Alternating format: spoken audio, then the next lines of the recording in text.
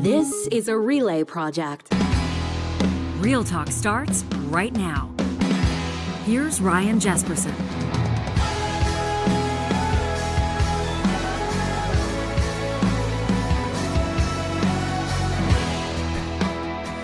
Just skidding into my chair here.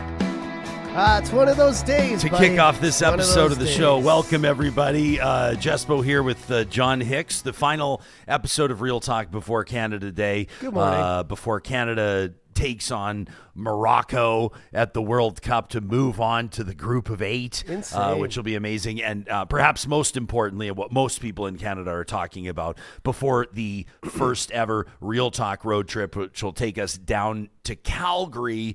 Real Talk will be coming to you live from Studio Bell at the National Music Center. That's going to be Monday, July 6th through Friday, July 10th, streaming live from one of the most beautiful buildings, I'm going to say, in Western Canada. I don't know why I even qualified it, Western Canada, but a stunning location in the National Music Center. And we're going to bring you, we talk a lot about how Real Talk is news, politics, and pop culture, and that's going to kind of be the plan down there. We're going to be celebrating, obviously, the iconic institution that is the Calgary Stampede, more than 100 years old. We'll be talking about that. It's the home of business and political discourse for at least a week, and I would say up to 2 weeks, certainly across the country. The Prime Minister is going to be there. Premier of Alberta is obviously going to be there. You'll see all the opposition leaders there. Calgary's mayor, this will be his first at the Calgary Stampede, Jeremy Farkas. There has been a bit of a sort of a weird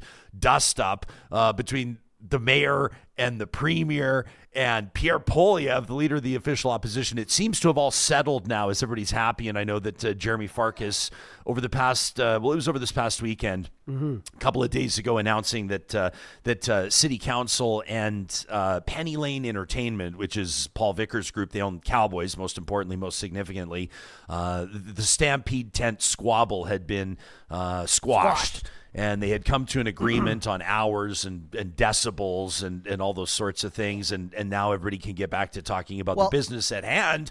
A couple of big deadlines looming. July 1st, obviously Canada Day, the day after this. If you're listening to this live the day we're doing this, July 1st is tomorrow.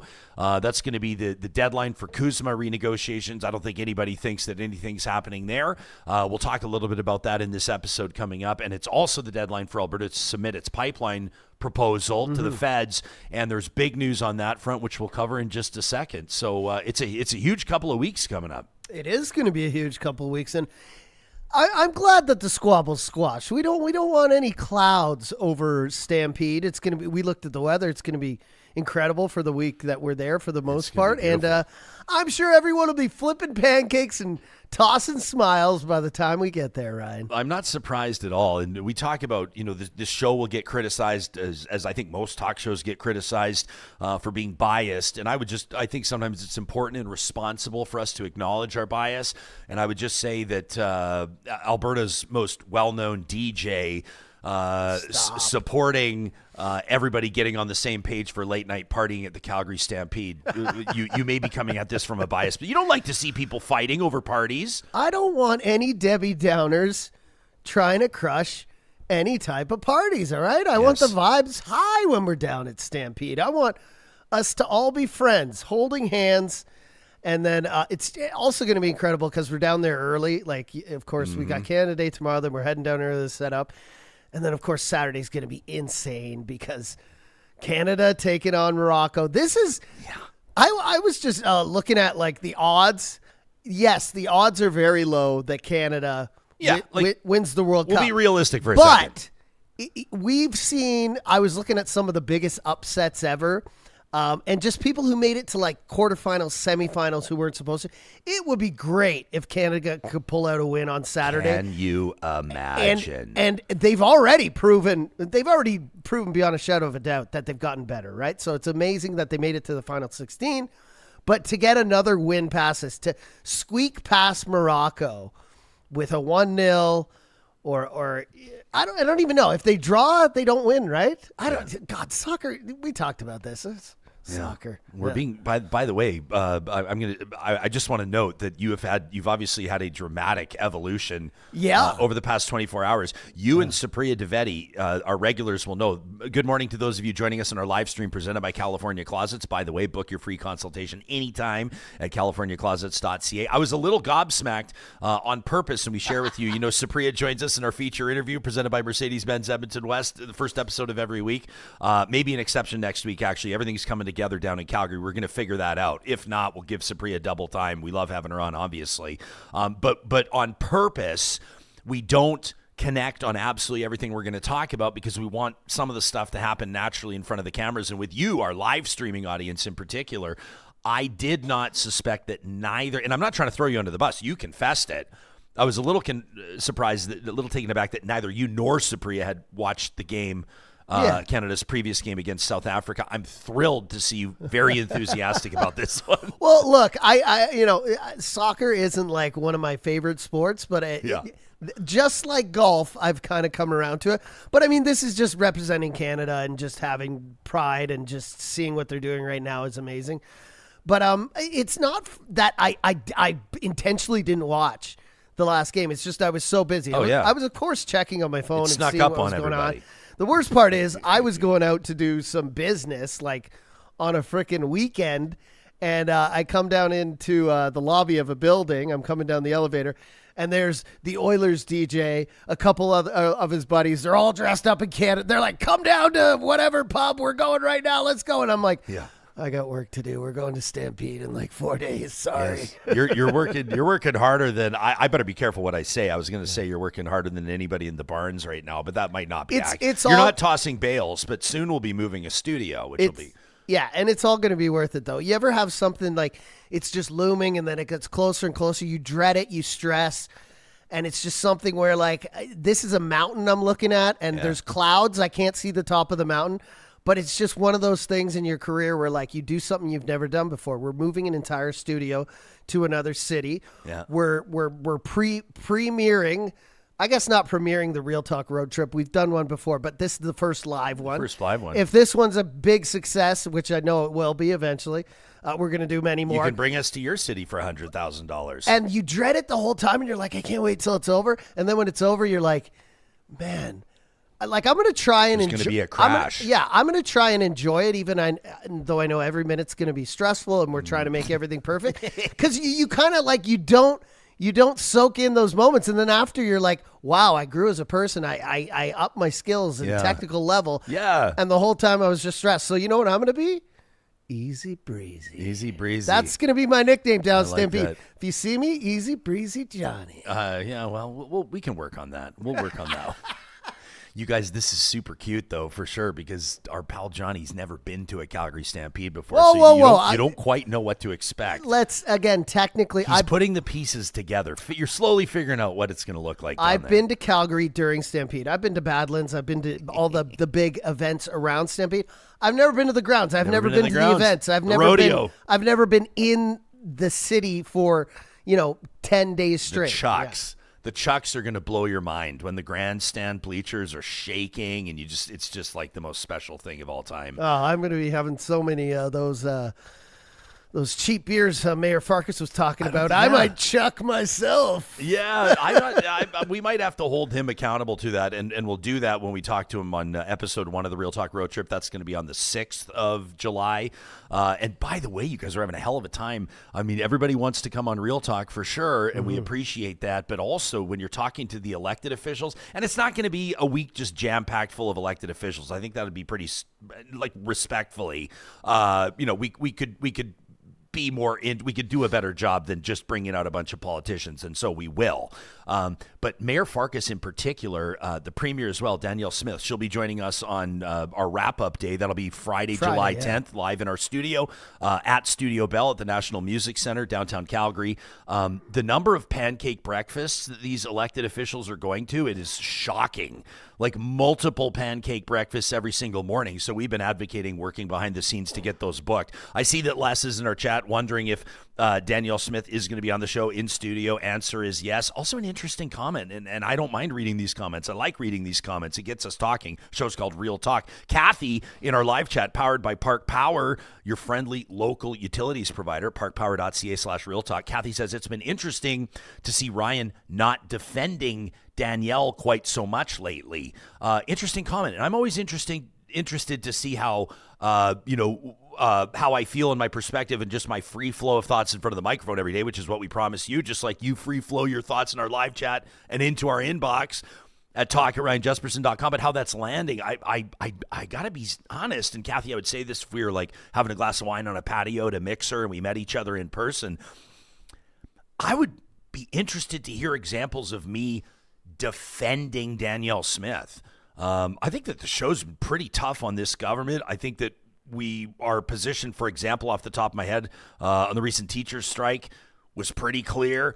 Off the top of my head, our position on the Alberta government fucking around with which books can be available in school and public libraries has been pretty clear. Our position on the renewables moratorium was crystal clear. By the way, that's a story we're working on behind the scenes as well. We haven't even done our presenting sponsor mention. Much love to Henson Distillery. We'll get to that in a second. Have you been following the story on the Alberta solar recycling fee that's going on? Anyway, Kathy, there's my thought, and it's where I stand. And if you guys will actually in the live chat provide examples of when I was simping or stumping for Danielle Smith or defending Danielle Smith, I'm always curious to hear it. But this is really an interesting story, and we're waiting until sometimes we'll get to a story that may not be like the most urgent of all time, and so we kind of wait until we can get the guest we want. And in this case, the guest that I want in studio, we'll get the team from Solar Alberta on, but I also want to get Jake Kubicki, the CEO, the founding CEO of Kubi Energy, big smart sponsor of ours, big partner of ours. I want his take on this. I want an entrepreneur's take on this. But I don't know if you read this, that going solar in Alberta, the Alberta government's actually making it more expensive. This was, I'll reference Ina Sadoo's reporting for CBC News if you guys want to check it out. This was reported back on June 19th. But Alberta's plan on solar includes introducing Canada's first recycling fee on panels. And so I know that a lot of you will say, well, obviously we've got to be responsible. And Johnny, you're obviously you're a technical director in electronics and things like that. I can't remember exactly what it's called, but there's like a fee that we pay Canadians. We may not recognize it on the bill or remember too much about paying it, but when we buy electronics, we pay like some fee, and then you can return the electronics. When you return the electronics, you get that fee back. Mm-hmm. You know what I'm talking about? Somebody in our live chat, I can't remember what it's called, but so people would say, well, we want to be responsible with electronics. We want to be responsible with energy infrastructure. If we're going to, and I was going to say bitch and moan, let me catch myself. If we're going to appropriately push back on environmental liabilities around oil and gas and drilling, and we've talked a lot about that on this show, orphan wells and the like, then we also have to hold solar and wind to the same standards. We do have to be aware of some of the environmental cost or environmental liabilities that come with green energy, obviously. So let me get that out of here quick. But the Alberta, EHF, that's what you're talking about. Okay, so starting environmental handling fee. Okay, so starting October 1st, so kind of fall, Alberta will be charging a $14 eco fee on new solar panels sold in Alberta. This is part of a province-wide recycling program. That's a $14 fee to recycle every panel. That means that recycling a solar panel is going to cost 5 times more than recycling a large TV. And so I reached out to Jake Kubicki from Kubi Energy. This is a comment I'm free to share on the air, but we'll get him back. I'm curious to pick his brain. Plus, he's an interesting guy. He's a journeyman electrician, worked in the oil patch, worked actually in the oil sands for quite some time. Really fascinating story. We'll get him on. But I asked him for his thoughts on this. He goes, yeah, I'm not surprised. Premier's been throwing up red tape on renewables ever since she got elected. An 80-inch flat screen TV. Like, that's a huge TV, right? I think the one in our green room is 85, Johnny. It covers the whole wall. Like, an 80-inch flat screen TV has a $3 recycling fee, and they're just sent to the landfill. There's no recouping of anything. So those TVs just get dumped, right? It's a $3 recycling fee. So solar is going to be $14 per panel. He says a solar panel is made of rare earth metals. It can be recycled, crushed down, remade into new panels for a profit. He says, so to charge a really high recycling fee with no plan, about building a recycling plant to make new panels, he says feels like a government coffer fee as opposed to a recycling fee. So there's something interesting. Another curious move by the Smith government when it comes to renewables, when it comes to solar, and I know that some of you wouldn't be surprised, but we'll look forward to that. I'm going to make time for my own curiosity, because I think it's interesting, and also a story that's kind of flying under the radar, to ask Premier about that on Friday, on the 10th of July, when she joins us in an exclusive one-on-one. But look at that belt buckle. Look at that buckle, buddy. You know where I got that buckle? Syncrude. It's a Syncrude, but that was a gift from Syncrude. That was a speaking engagement that I did a number of years ago. So, if you're listening, we're watching on YouTube right now. We're showing some of the promo for the Real Talk Road Trip, and Ryan's look at those nice Western wear shirts with the Real Talk brand on them. Real Talk leveled up. Not messing around. No, I just figured we're going to be at enough Stampede parties. I might as well have my logo on my arm. It's also one of those things, too, that when you're driving like a company vehicle, you drive a little bit better. You know what I mean? It's like, and I'm starting to think it's like those things. What are they? How's my driving? Call this number. Yeah, exactly. I should have put that on the back of the shirt. How's my partying? How am I doing? Call Send the Real all Talk complaints hotline. to talk@ryanjesperson.com. Les is $10 into the super chat. Thanks, buddy. Says, please ask Premier about Aish. Does she have any idea what she's doing to people? Says if she says to get in line with other provinces, reminder that Alberta MLAs are the highest paid in the country. Les will add it to the list. Yeah, I don't know how much time we're going to have with her. Obviously, that's a huge issue. And Aish and folks that have been advocating, we've talked about it on the show before, and the Alberta evolving from Aish to its new program, and a really good roundtable a couple of months ago. If you just Google Aish, ADAP, ADAP, Real Talk, you'll find the interview. Obviously, it's impacting a ton of people. And I think that on some of these issues, we can be guilty of this even as a talk show. We reference this often. I'm about to talk to you about Alberta's pipeline proposal, and we may talk about Pierre Poilievre's shadow cabinet shuffle, if you want to call it that. Christy Nome has been brought on board by a BC mining company, which is pretty fascinating stuff. Justin Trudeau's made some interesting comments in Finland about the difference between renegotiating NAFTA. Remember back in, I think it was 2017, the Trudeau government, that was, sort of what begat CUSMA the first time around. Yeah. Trump calling it a terrible deal at the time, and et cetera, et cetera. So there's a lot going on, but the point is, and then there's the World Cup and everything else we're getting excited about, and then a Stampede tent squabble, which I don't know if we should have spent time on that, but we did because it's interesting, and I just think it's fascinating when there's sort of blatant hypocrisy, as we called it. Mm-hmm. There's another example, Kathy. I called Premier Smith a hypocrite like last week. Anyway, politicians, conservative politicians in particular, talking about small government staying in its lane, jurisdictional respect. Where does that sound familiar? Why does that sound familiar? And then the premier and the leader of the federal official opposition talking to Calgary's mayor, criticizing their noise bylaw. I didn't know what's going on there. But I would imagine that recipients of AISH and advocates for people on AISH or people with disabilities are probably going, what do we have to do to get our issues in front of the public for like 10 minutes? 100%. I can't wait to talk about it. A little trivia before we get the official sponsor out of the way. I wonder, because you have a great clip lined up, if Real Talkers know the connection between World Cup and healthcare. What the connection is. What an interesting We'll moment see if on they know CNN. in the chat, but there's a great clip we're going to talk about. We'll get to that before the end of the show for sure. Jim says maybe Jespo should secretly invite Naheed Nenshi onto the show on July 10th, next Friday, as a surprise guest, and have Nenshi and Smith side by side. I'm sure that they would agree to do that. And Jim, you're probably joking a little bit. We're sort of not in the business of blindsiding people. That's more of like the Maury Povich approach. Like, you are the father, and here's your, that sort of idea. You are the premier, and here's your opposition. But yeah, listen, we'd love to light up debates, obviously, as you know, like the home of the Calgary mayoral debate here on Real Talk, the Edmonton mayoral debate. We love that kind of stuff and happy to do it. So keep the comments coming, though. And I would say live chat, we're going to stay on top of it as best we can today. Huge thanks to our friends at Park Power for their amazing work powering that live chat. But I would say if you have like a question or an issue that you'd be curious for us to put in front of Calgary's Mayor Jeremy Farkas on the Monday, on the 6th, something in front of the Premier on the 10th, and there's going to be a lot more to come during that week as well. You can always send us an email to talk@ryanjesperson.com. Should we take we can take a quick run through our schedule. Like, this is subject to change, but just to give you guys an idea of what we're talking about. And the point is that we're going to be down there this weekend. I think I've RSVP'd to 25 events for this weekend, not even joking. And so, I'm talking about politicians and their pancake breakfasts. Ours are just more the afternoon, the nooners, the afternooners.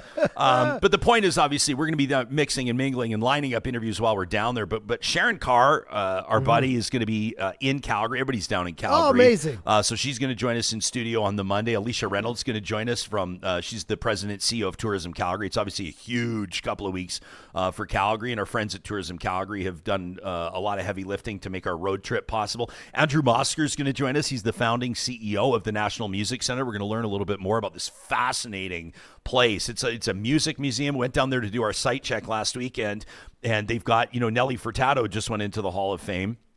And Johnny, they've got all these sort of, I don't know what you call them, mannequins or whatever, set up like in the front lobby of the National Music Center with probably, 10 of her stage outfits through the years. And then they've got like her handwritten, like where she was writing her lyrics in high school or her notebook. You can see what her handwriting looks like. Very interesting. You'll see what I mean when you see it. Not the handwriting you'd expect from Nelly Furtado. Like, my dad was a physician for like 40 years. Looks like my dad's writing. Yeah. I was like, that's Nelly Furtado's writing? Anyway, I digress. She's probably getting the ideas out as quick as she could. All kinds of things, like, Randy Bachman's guitar and all these cool things. I told you the thing I thought was maybe the coolest was Corey Hart's Ray-Bans. They've got their sunglasses. I think they're the Wayfarer. Is that what they're called? Like those iconic. Anyway, the point is, Andrew Mosker is going to join us on Monday. We'll get into the National Music Center. They're celebrating 10 years. Yeah. It's their 10-year anniversary on Canada Day, like tomorrow, which is going to be awesome. And then Mayor Farkas will join us as well. So it's a jam-packed Monday, July 6th. On the 7th, we believe, it's not confirmed. I don't usually do this. I don't usually talk about unconfirmed interviews, but we believe that Corb Lund's going to be joining us, and we're maybe going to get a musical performance out of it. Scotchy Cool is in town, which is awesome. On the Wednesday, on the 8th, she's going to join us, and we were working on something else big for that day. Thursday, there's I kind of can't say who's going to be on the show on Thursday because she's going to be joining us to talk about what we're expecting to be a major announcement between now and then. And I won't say too much. I just think that I can say this much. For people that are curious about the future of data centers in Canada and data centers in Alberta. Curious. If you're data center curious, pros and cons, then you're not going to want to miss our episode on Thursday the 9th. Also believe that singer-songwriter JJ Shiplett's going to be joining us, that show, which will be awesome. And then Danielle Smith, Premier of Alberta, on the 10th on July. That's just kind of our preliminary lineup, but obviously we'll have a lot more coming between now and then. Special guests, stuff we don't want to reveal, and pancake breakfast every day on the Real Talk Ryan Jesperson show. I'm going to have a stack of pancakes right here beside me. Yeah. When we're in Calgary. Yeah. I like that. Well, I mean, that's all part of it. And I think that there's a lot of people. D-Grade is wondering if we'll have a float in the parade. I think that's a missed opportunity, and it pains me to say no.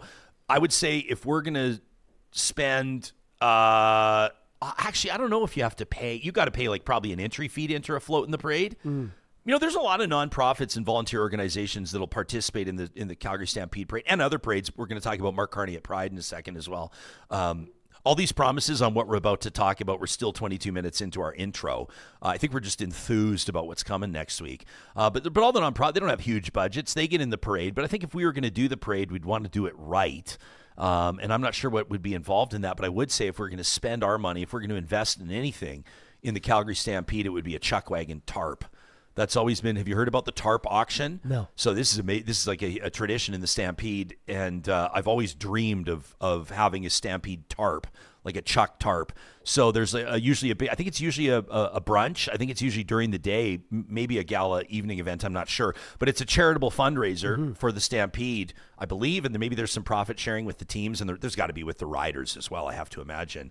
But the tarps go up for auction, Johnny. So these are like, this is it looks like in old school, it'd be canvas, but whatever goes over the wagon itself, so you're basically emblazing your logo, your company logo on a chuck wagon. And obviously the hope is that your wagon on the final night of Stampede crosses first in that Rangeland Derby for all the marbles, and that you get to be in the barn celebrating with your winning driver. So through the years, these iconic drivers like the Kelly Sutherlands, the Buddy Bensmillers, the Tom Glass, may he rest in peace, Tom Glass just passing away. Those tarps have been going for like tens of thousands, like a ton of dough. But you never know. Maybe it's like, you find that one tarp, but the guy, like, everyone's ignoring the driver. Nobody's really paying attention to them. You get it for $5,000, and then the next thing you know, he's like the hot shot up and comer and wins the whole damn thing. I don't know. Can you imagine, Johnny Infamous, you win your first big belt buckle at your first Calgary Stampede? Look, these things aren't on my mind. Corn dogs, cold beer, large crowds, a win from Canada, and potentially having to carry Ryan Jesperson home in my arms. No, I'm gonna unless I rip my sleeves off and get rid of the branding, pull the hat down a little bit. I'm gonna be like the PR guy I got out there. I'm gonna be like, Ryan, we gotta go. Okay, it's 3:45 a.m. We've got to be on air at 7:30. Yeah. Lauren's asking for maybe sort of like a Johnny Eats the Midway feature. We could have videos of you checking out, because every year they've got different kind of weird, not weird, I shouldn't say that, unique offerings. Johnny gains 20 pounds at Stampede. Yeah, I don't mind that. Darren's suggesting we just hire another float to fly our banner. That's not a bad idea. And I understand, Leslie, I hear you too. Leslie's not huge on the chucks, doesn't love the chucks. We talked about that a couple of episodes ago. I get that not everybody loves rodeo. Totally cool. I understand where you're coming from. I feel differently about it. Agree to disagree. Totally fine. Totally understand.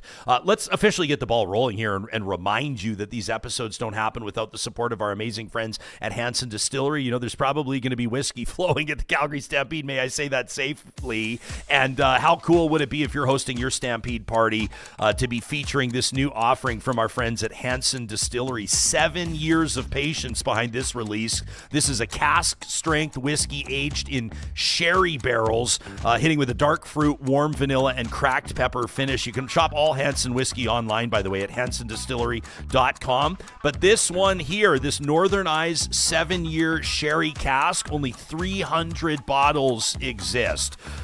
This is a limited release, and it's going to sell out fast. There's no doubt about that.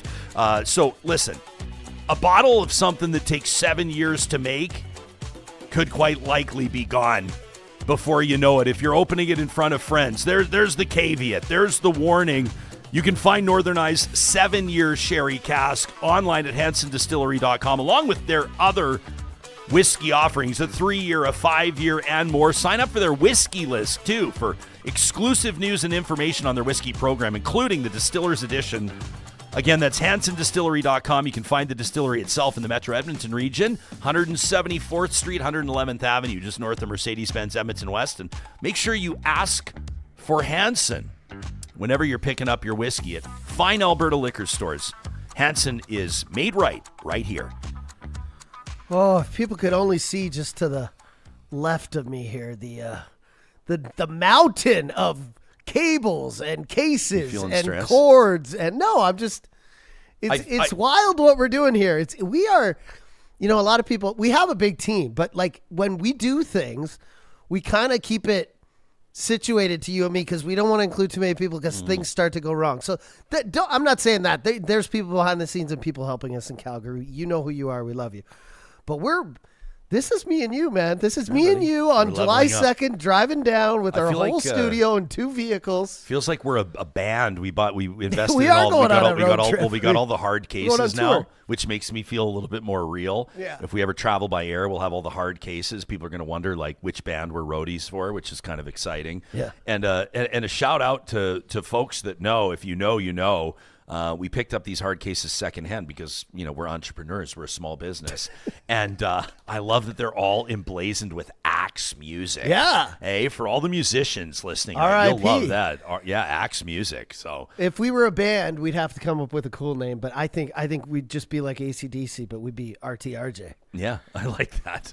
Gilles is calling this Johnny and Jespo's cowboy cosplay hour. Get out of here. I just want to be clear, Gilles. The buckle I'm wearing was awarded to me. The boots I'm wearing will be scuffed. And the hats I'm wearing I've owned for 25 years. Born and raised Calgary Stampede attendee. Now, I may not be able to saddle up a horse myself, but I could ride one at a gentle gallop without falling off. I would say that. I'm not gonna rope anything. What's wrong with cosplay, guys? I mean, just because when I do it on the weekends, I'm wearing cat ears and a tail. This time it's a cowboy hat. I love cosplay all the time, 24/7. Yeah, I get it. Jillian's feeling pain today, by the way. I just wanted to tell you something. I wanted to announce something to you. I'm excited. She says she hates when she's paying online and her phone doesn't remember her card number. She says, you had one job, dude. Johnny, I went yesterday to get my battery replaced in my phone. It just hasn't been standing up as best I need it to. I was losing my battery's like at 0 by 2 p.m. Which isn't going to work when you're down at the Calgary Stampede. Let me just say, for those of you who don't know, and I'm glad you got a new phone so now I can let the cat out of the bag. Ryan has been rocking a phone where if you took the case off the back. Yeah, the back fell off. There was a severe injury. Severe injury. It's like if somebody went out into a gun battle and got shot like in the side, but it went straight through and it didn't hit any vital organs. So they were like, they just put like a Band-Aid over it or something, right? So he put a case over top. And he has been walking around with it. He showed me one day, I was like, the case is the only thing holding this phone together. It was like shattered glass, whatever.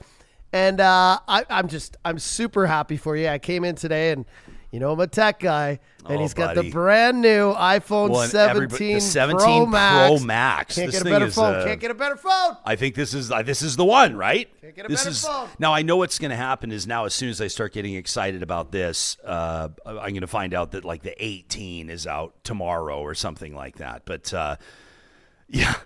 And I know that like real that's talkers, how it always is. By the way, Ann Ryan, I see you. And Ann, thank you for your YouTube channel membership. We appreciate you. She says, Jespo, there's no such thing as a gentle gallop. I wasn't being technical. She says, it's called a canter. Thank you. I appreciate that. Listen, I'm not going to pretend to be a cowboy. But who was it here that was ripping my jeans? Who was ripping my jeans? I wanted to find that comment because someone said those are not Wranglers. Someone said those are designer jeans that you're wearing. And I don't mean to be the guy, but like, those look like Wranglers to me. Look at that. Even real Wranglers, everybody. Yeah. This is a real missed opportunity for that famous Western wear store that never emailed us back about sponsorship of our road trip. A real missed opportunity. Yeah, but it just bothers me when people are like, oh, you're dressing up. Like, does everyone just have to, like, it's fun to... Like, it's a blast. First of all, there's a big draw with it was Van Ryder fan. There's a big draw with like Western culture and everyone. Like you watch Yellowstone and you just get sucked into it. Like all the Yellowstones. I'm addicted to Dutton Ranch right now, but like the whole thing, it's such a vibe. It's such a it's such a daydream to just want to be part of it, right? And I see nothing wrong with as long as you're not like exploiting someone else's culture or pretending to be something you're not. You can't go in there and pretend you're a bull rider or something, but throw it on a cowboy hat, go into a country bar. Like that's what it's all about. Well, and 100%. And I know everyone's ribbing in good faith and Van Ryder fans convinced it's designer jeans I'm wearing in the photo. We won't litigate this publicly, but I was telling you, you will know the bull riders and the chuck wagon drivers and everything. They're not the ones dressed like that. Those guys wear running shoes, ball caps, T-shirts. The real cowboys don't dress like the what do we want to call ourselves? Like the red carpet cowboys? Yeah, because a lot of those athletes. I mean, they may come from that culture or whatever. They're not necessarily like they're not necessarily like ranchers. You know what I mean? Yeah. Cheese is in here wondering about asking Danielle Smith a question about treaties, and 100%, absolutely, near the top of the list. Others are rattled, wondering, Johnny, are you a furry? What was that about the cat tail and the? And then I've there's explained before that I am. Yeah, you're open-minded. I'm having fun on the weekends. You're guys. open-minded. A lot. A. David T. loves his iPhone 17 Pro Max. We're not here to sell iPhones, I promise, but I'm always curious. Jillian, and I get it, says she got the 15, the iPhone 15, because she didn't want the built-in AI. This was what the guy at the store. So I went in yesterday. The Apple AI it's not quite there yet. Well, but wow, they showed me yesterday. It's pretty good, but it's not. I'm a bit of a simpleton. I'm a bit of a simple man. And so when she showed me yesterday, like she had hers going, like the store employee, she's rocking the 17 as well, and she's showing me the button you can push to activate the AI or smart, whatever they take call it. Take pictures of things. And she ask goes, what I they don't know, are, and she like picks up my existing phone and she goes like, let's say you want to buy this case, and she just takes a picture of it, and then all of a sudden it goes grrr, and lists like 10 websites where you can buy it identifies the item. I know that's a simple thing, and most people are rolling their eyes, but to me that's profound. But I also understand there's probably trade-offs on the AI thing. We spent a lot of time talking about this. This is just a real life manifestation of AI to benefit you, and where do you need to draw the line? You know, I remember our cognitive surrender segment with Leah Eichler about a month ago. I thought was really good. So that kind of idea of how many of us are surrendering our cognitive ability or our creative or critical thinking. But also check out Supriya's last show where she guest hosted with Owen Taylor, where he was talking about Taylor Owen. I always say because both ways. No, but I see the fonts backwards when I get the email, right? So I always say the person backwards. But he was talking about how that's everyone's general concern right now. It's like when you type into ChatGPT, when you use Apple Intelligence, when you use Grok, there's some sort of thing in the back of your mind that kind of tells you like you consider that your data is somewhat safe, right? Even though you're talking to artificial intelligence and it's gathering information, learning about you for the next question you ask. Like right now, my ChatGPT knows me so well. I've got this friendly voice to it. It's weird when you ask it a question and then it says, well, 6 weeks ago you asked me about blah, blah, blah.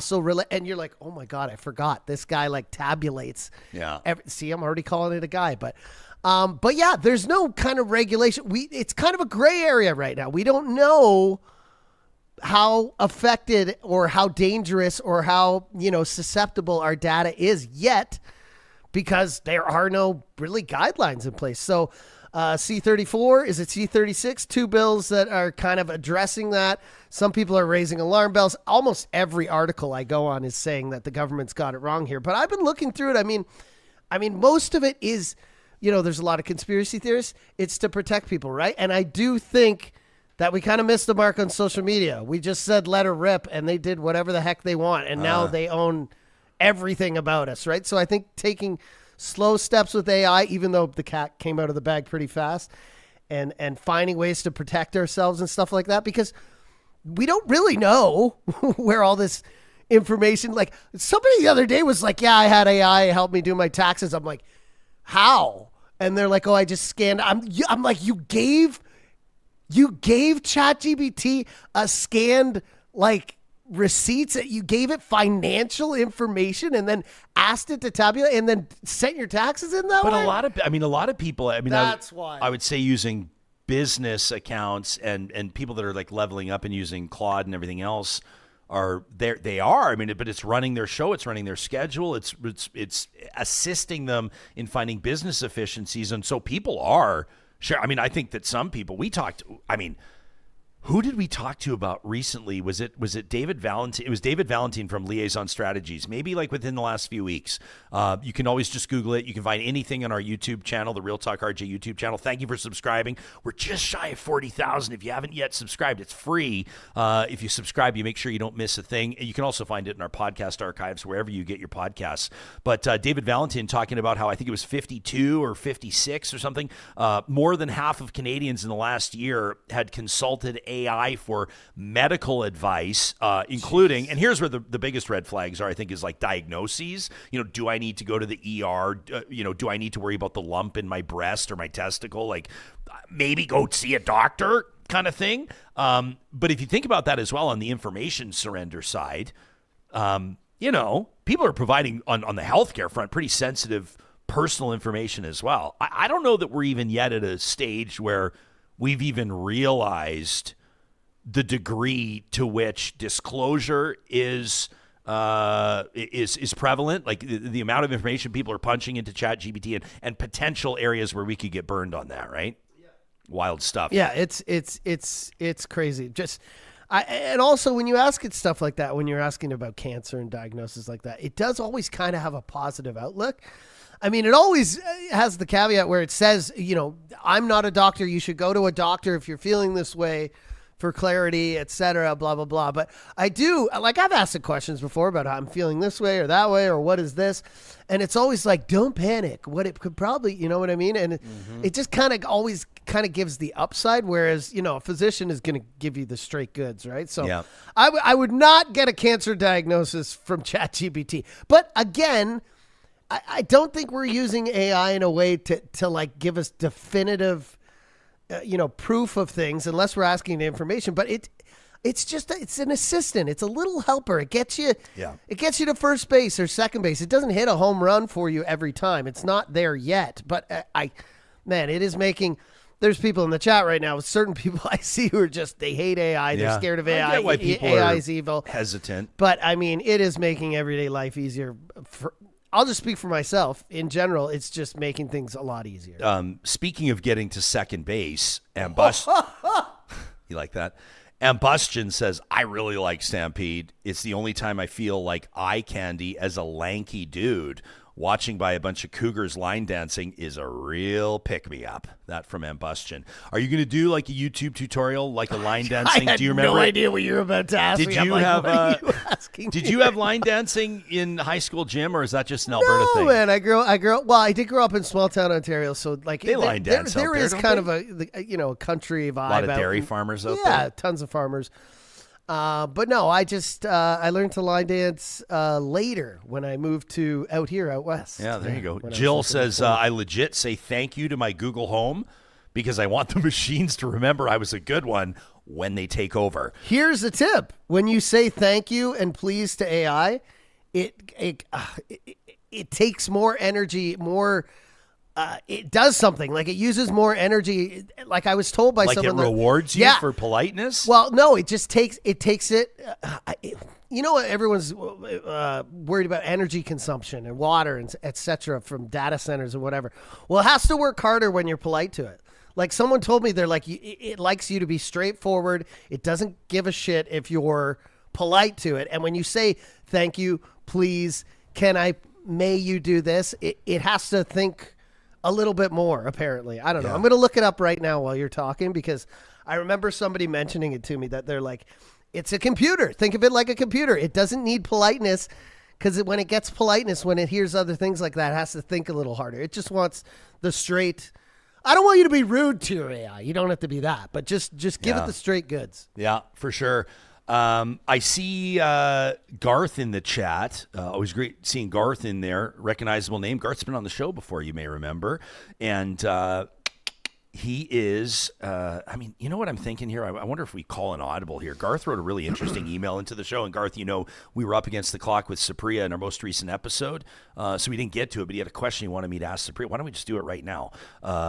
Interesting one on Alberta separation. But I mean, I want to get to the story as well. This Alberta pipeline proposal is not going the way people thought it was. We got a ton to get to. Garth, I'm going to tell you what. I'm going to call an audible. I'm going to read your email in just a quick second. Before we get there, Johnny, let's remind people that this show happens with the support of our friends at North Road Investment Council. And here's something that you may not realize about the financial industry. You could be working with a planner and feel like everything's covered, but behind the scenes, your investment management could be outsourced to a separate firm, which means you're effectively paying twice, right? Once for the plan and then again for the people that are managing the investments.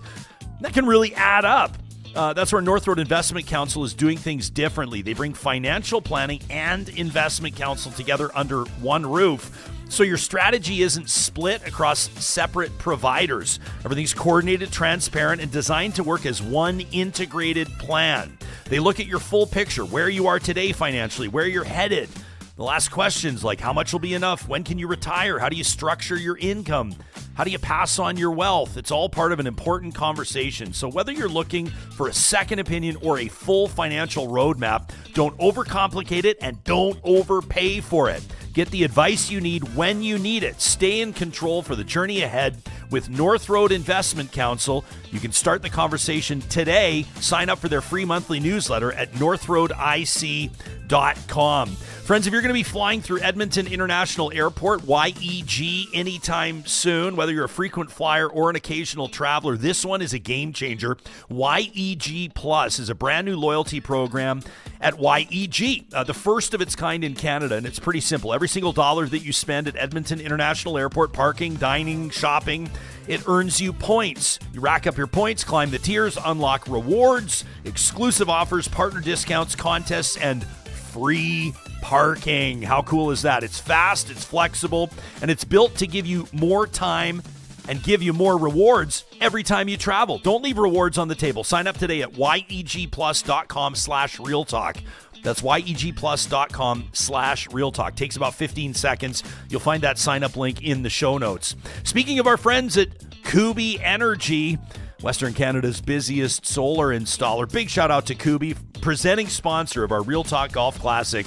You may have heard $88,000 raised for the Real Talk Julie Rohr Scholarship just about a week and a half ago. No, about a week ago, as a matter of fact. Unbelievable day, and huge appreciation to our friends at Kubi. You know, a solar quote is always free at kubi.ca. That's KUBY.ca. You got nothing to lose by checking out the website, providing a little bit of information about where you want those panels, what you're looking for delivery-wise. Kubi is solar simplified and people-powered. You can build your quote today. Again, that's kubi.ca. If you're looking to be out and about, if you're going to be hosting friends, maybe a picnic is in store, our friends at Friesen Brothers reminding you that for a limited time, they've got BC cherries in-house, 16 different locations. Friesen Brothers only puts BC cherries on their shelves, and when they're gone, they're gone. It's a relatively short season, about 6 to 8 weeks, and so you got to get them while the getting's good.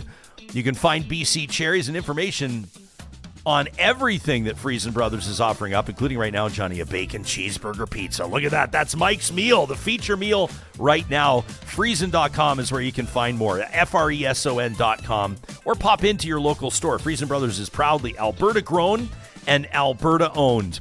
And as we celebrate Alberta, our home province, big few months coming up for Alberta.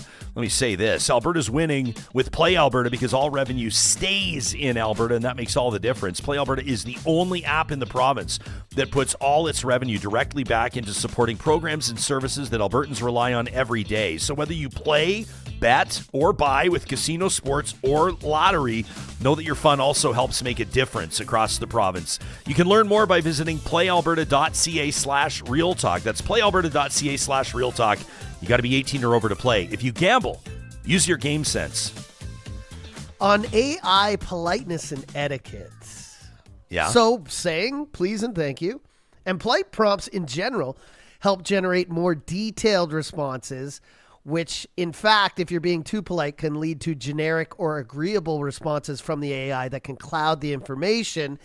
And all of this can lead to draining unnecessary computing power and using more energy at data centers. So just be really rude to your AI. Just be like, you piece of... I wonder if some people talk to AI like they wish they could talk to people in their lives. Of course they do. You know? Of course they do. How about this from Shy Courage? I like this one, though. In our live chat, powered by Park Power, says, I use AI to help in weightlifting and suggestions on food. I think that's brilliant. Yeah, I think it's a great idea. It's great if you want to burn fat, or you have a certain thing, you want to build muscle mass, or I love whatever telling you it, want like, to do. I only want to eat this many calories today.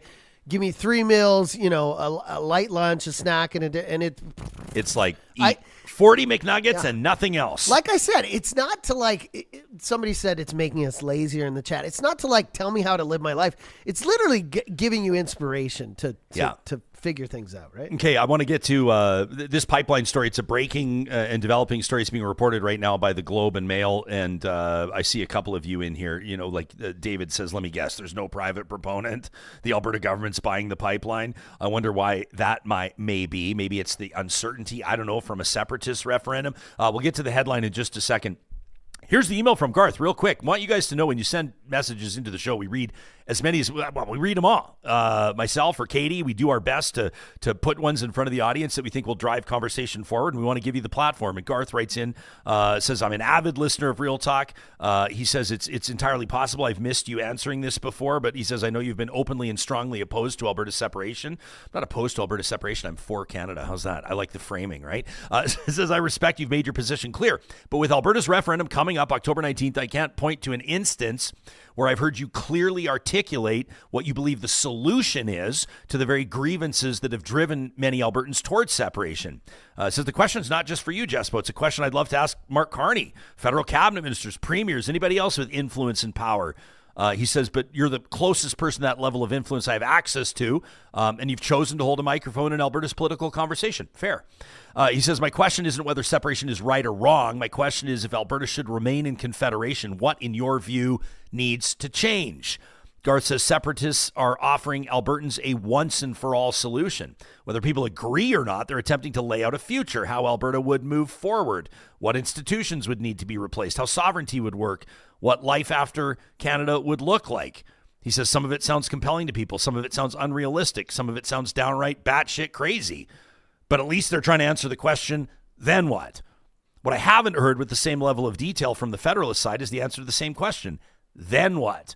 If your answer is that Alberta should stay in Canada, what does that actually look like beyond saying we need a better relationship with Ottawa? What constitutional reforms would you support? What changes should happen with equalization?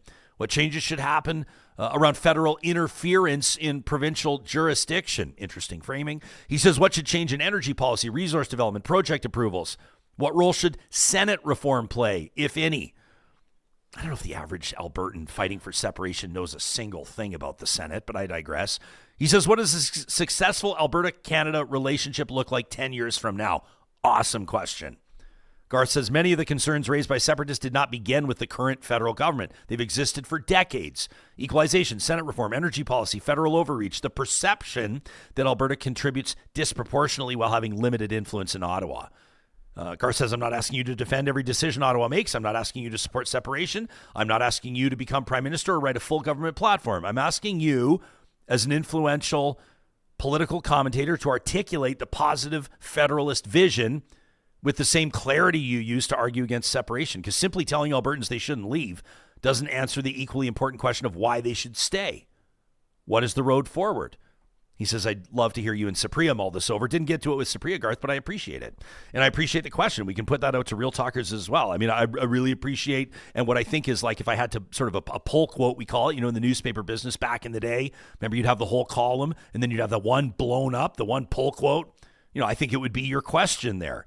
What does the Alberta-Ottawa relationship look like? Or in Garth's words, what does a successful Alberta-Canada relationship look like 10 years from now? It's a good question. Lauren says, right on, Garth. I would add, right on, Wayne. But here's a big one, Johnny, and that is going to be Alberta's application on this pipeline. And this is being reported by a team, senior reporters, energy reporter Stephanie Levitz, Jeffrey Jones, Emma Graney. You can read it at theglobeandmail.com. This was published just a few hours ago, the Globe with the scoop on this, and it appears that Alberta won't be waiting for industry. The province is stepping in to become the initial proponent of a brand new oil pipeline to Canada's west coast. Essentially, Alberta will be underwriting the early engineering, the planning, the regulatory legwork itself before handing it off to the private sector. So stop and think for a second about what that says, right? For decades, conventional wisdom has been that governments create the conditions for private investments, but not that governments have to go out and pitch billion-dollar, multi-billion-dollar infrastructure projects because industry won't, right? And Alberta's argument is that years of regulatory uncertainty have scared companies away, so somebody's got to get the ball rolling. Critics will say that if private capital won't touch it, taxpayers shouldn't either. And that's where I think that this gets really interesting. Now, the province, per the reporting of the Globe and Mail, is insisting that it's only spending, and I know that this number's been floating around before this report, but about $14 million on preliminary work. You love, you know what I love too is like we debate we didn't really debate. I think we're on the same page, Supriya and I, yesterday. Real Talkers split on it, I think, and I got some interesting feedback on social media, which is one way to put it. If the 24 Sussex Drive revamp costs $30 million, let's say, and people are just outraged, the Alberta government's about to spend half of that on preliminary work on getting a pipeline plotted out that may never get built and may never have a private proponent. Isn't it kind of funny how dollar amounts to us, it's like this 14 million is like, it's only 14 million. The government's only spending 14 million on it. Don't worry about it. Just like Jason Kenney just spent like $1 billion on Keystone XL. Like, don't worry, it's just $1 billion. But then 30 million to like make the Prime Minister's residence, like to ensure that it has drywall. Anyway, I digress. Alberta says that the goal is to have the project declared as one of national interest under Ottawa's new major projects office, which is obviously down in Calgary, and dramatically speed up approvals. And the pitch will also lean heavily on Indigenous partnership, which I think is a really good thing, Indigenous ownership. And supporters for the pipeline will argue, of course, that this makes this fundamentally different than the failed Northern Gateway pipeline. You remember that, stopped by the courts because of a lack of consultation, because of a lack of buy-in from relevant coastal First Nations whose lands would be disrupted by the pipeline project. It should also be noted that the Premier of Alberta has a very different vision, or at least reportedly has a different vision. We'll talk to her about this on July 10th, than the Prime Minister does, and certainly than the Premier of BC does on the route for that pipeline. Alberta wants it to go a little bit more north, and I think that the feds have sort of indicated that it may make more sense in their view for the pipeline to stay a little bit more linear to how the highways run. Not specifically, but you get the idea, not heading up north, right? This will absolutely 100% revive one of Canada's biggest political fault lines. Northern BC communities, environmental groups, notable number of First Nations heavily opposed Northern Gateway, vocally opposed Northern Gateway, and there were questions about tanker traffic, obviously, marine ecosystems, Indigenous consultation, consent, climate commitments, and those haven't disappeared, despite the fact that this federal government, the Carney government, appears to be more willing to bend on that sort of a thing. But just because political winds have shifted doesn't mean that it's going to change everything. But the broader implication, probably safe to say, is bigger than just the one pipeline. Carney's government came to power talking about nation building, right? I mean, like, this has been a huge thing, Johnny. He's been talking about these nation building projects, these major nation building projects, and getting those major projects built. And now the test is here. And so to Garth's question, and I think that it's a fair question, Garth, and I certainly don't want to set this up or frame this in a way that would suggest if this pipeline isn't approved, or if this pipeline doesn't get built, or if there's no private proponent for this pipeline, that the only solution is for Alberta to separate, because I still think that's insane. I think Alberta separation, regardless, and I've planted my flag unapologetically, it's where I stand, regardless, Alberta separation is a terrible idea. It's a very, very bad idea. It's not been well thought out. It's the movement is being led by people that lack credibility, common sense, political capital, or a mandate. They're unelected, unappointed. I digress. It's a bad idea. But I do think if you want to ask what a successful Alberta-Ottawa relationship looks like 10 years from now, we're going to get a really clear sense of what happens after the MOU is signed. We talked about it on the show. It's a big deal. It was a big deal across the country to see Alberta's conservative premier and, a federal, liberal prime minister, basically, smiling and shaking hands and signing an agreement, this memorandum of understanding, and talking about collaborating and building and working together. But critics rightfully said, if this MOU doesn't materialize, in other words, if it doesn't produce something, if no major project comes of it, then it may have all been wasted press. It may have all been pointless enthusiasm.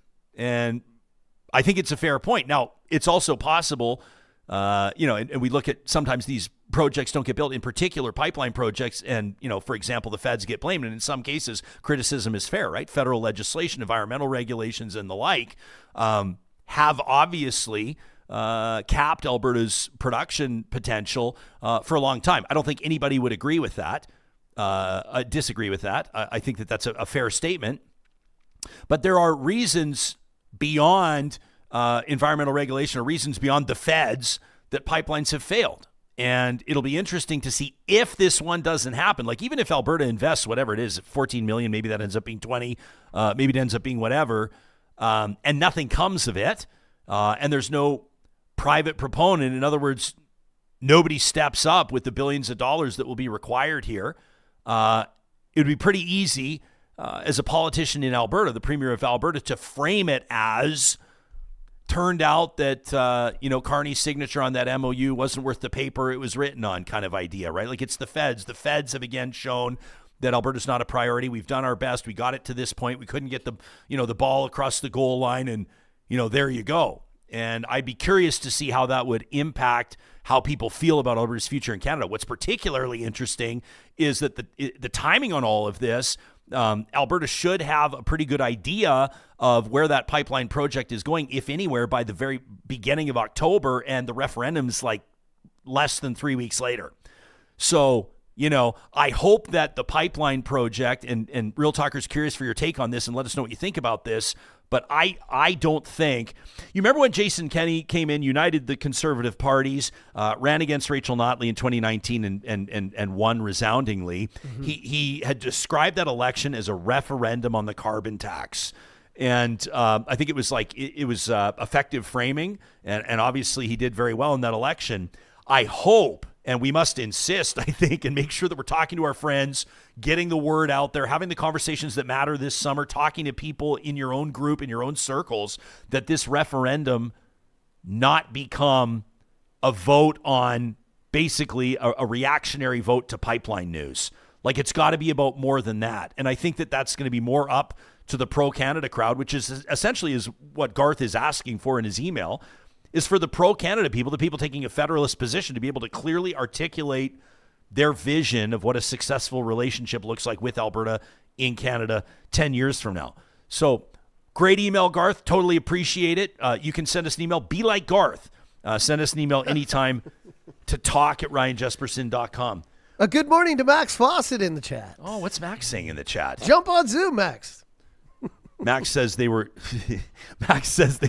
never doing this. Hang on, where did he start? I love when Max is in the chat. It's like when Mayor Farkas pops in the chat and starts talking. Max in our chat, Max, lead columnist, Canada's National Observer, says it was Danielle Smith's job to find a private sector proponent. I agree. Which is why this is obviously huge news. It's why we're treating it like this is the Globe's breaking news exclusive story. Max says it was her job to find a private sector proponent, win over impacted provinces and Indigenous communities. I don't know what the Alberta government's been doing to win over Indigenous communities. I mean, calling out chiefs and it's been a little bit nuts from a strategy standpoint. Max says she's failed completely, spectacularly at this. Blaming Ottawa for this outcome would be absurd.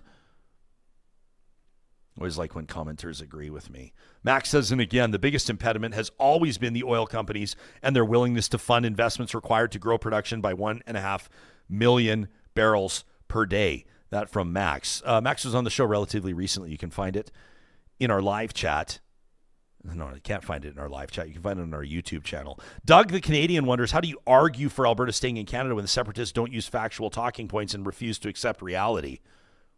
Doug the Canadian, it's also a fair point. And I wanted to, I really appreciated Garth's email, and I think it's great, and Garth's a valued member of our listening audience. But when the one thing I wanted to, sometimes, when I'm reading emails, I want to just get through the email. I don't want to sit and nitpick every statement in it. I want to just get through it, let Garth have his say. But the part where he says with it, separatists are attempting to lay out a future. How would Alberta move forward? What institutions would need to be replaced? How would sovereignty work? What would life after Canada look like? They haven't answered any of that. Jeff Rath claims that they've costed it out, and there's this book you can read, but it's lunacy. They've not answered any of the relevant questions of what it would look like and how it would work, right? You need consensus from other provinces basically to leave. You got to figure out leaving CP. Like, I'm not even going to get into the list of everything you got to do. You got to figure out your military. You got to figure out what happens to the national parks. Like, what about the treaties? Like, you got to figure. Johnny's putting up. So I want to be clear when we put this up. We never used this. We had it in the bank. But we want to be clear, though. This is not, like, this is why I'm nervous to use this. This is not factual. This is what they're telling people. This is what they say. So what you're showing. Independent Alberta will look like. Yeah, what you're showing is what they're saying. You will pay less tax and keep more of your money. Yeah, you'll raise your kids without propaganda in the classroom. Like, investment says will who? Flow, not flee. You know, even saying things like you'll raise your kids without propaganda in the classroom. So we're like, it's Pride Month right now as an example. So what would, and if I say these people, am I going to get Don Cherried? But like, what would these people say is propaganda in the classroom? Probably something like a pride flag, right? They would go probably so far to say like an Every Child Matters flag, like, you know, that's the sort of propaganda. And then they would go on from there. Like, teachers are trying to convince kids to go trans and, like, you know what I mean? Like, it gets mental. But what about, for example, like LGBTQ2S plus students?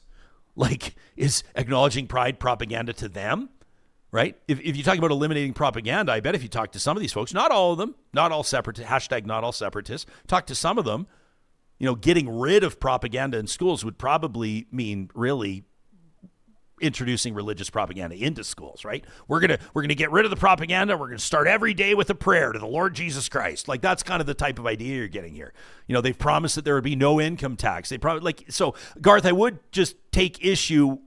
Yes, they're painting a picture of this like fantasy world that is not feasible nor possible, and so I think that people need to be approaching this as, eyes wide open. I think that's an important part of it.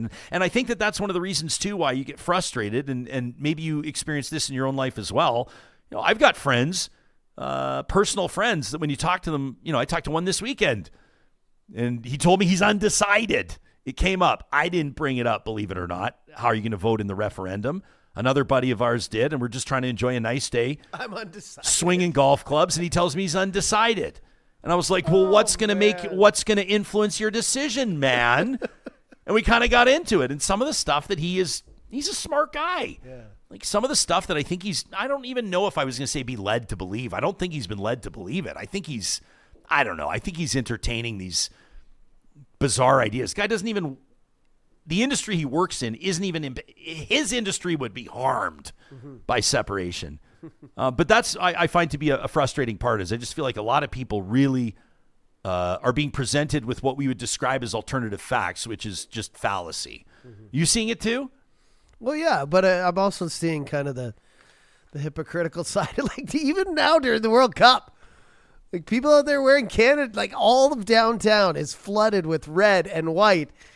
And some of the people I see, I'm like, were you just talking about how you probably going to vote for separation in the government? Go Canada. Happy Canada Day. I don't know. If you haven't decided yet now, oh, jeez. Max Fawcett just popped up on the Zoom. Oh, fuck. He really wants to talk. Anyways, what I was saying is... All right. No, that's fine. No, you wrap up your thought. Sure, we'll bring Max in for 5 minutes. Sure. What I'm saying is, when you said that someone's undecided, it just boggles my mind. I knew how I felt about this from the moment it crept into the mainstream media, into our everyday lives, into our news feeds. I think the majority of people, 99.9%, knew immediately that which side they were on. I don't want to say side, but what their decision was if this came to a referendum. For someone to be just casually sitting there being like, oh, I need to hear more information, sounds ridiculous to me. Yeah.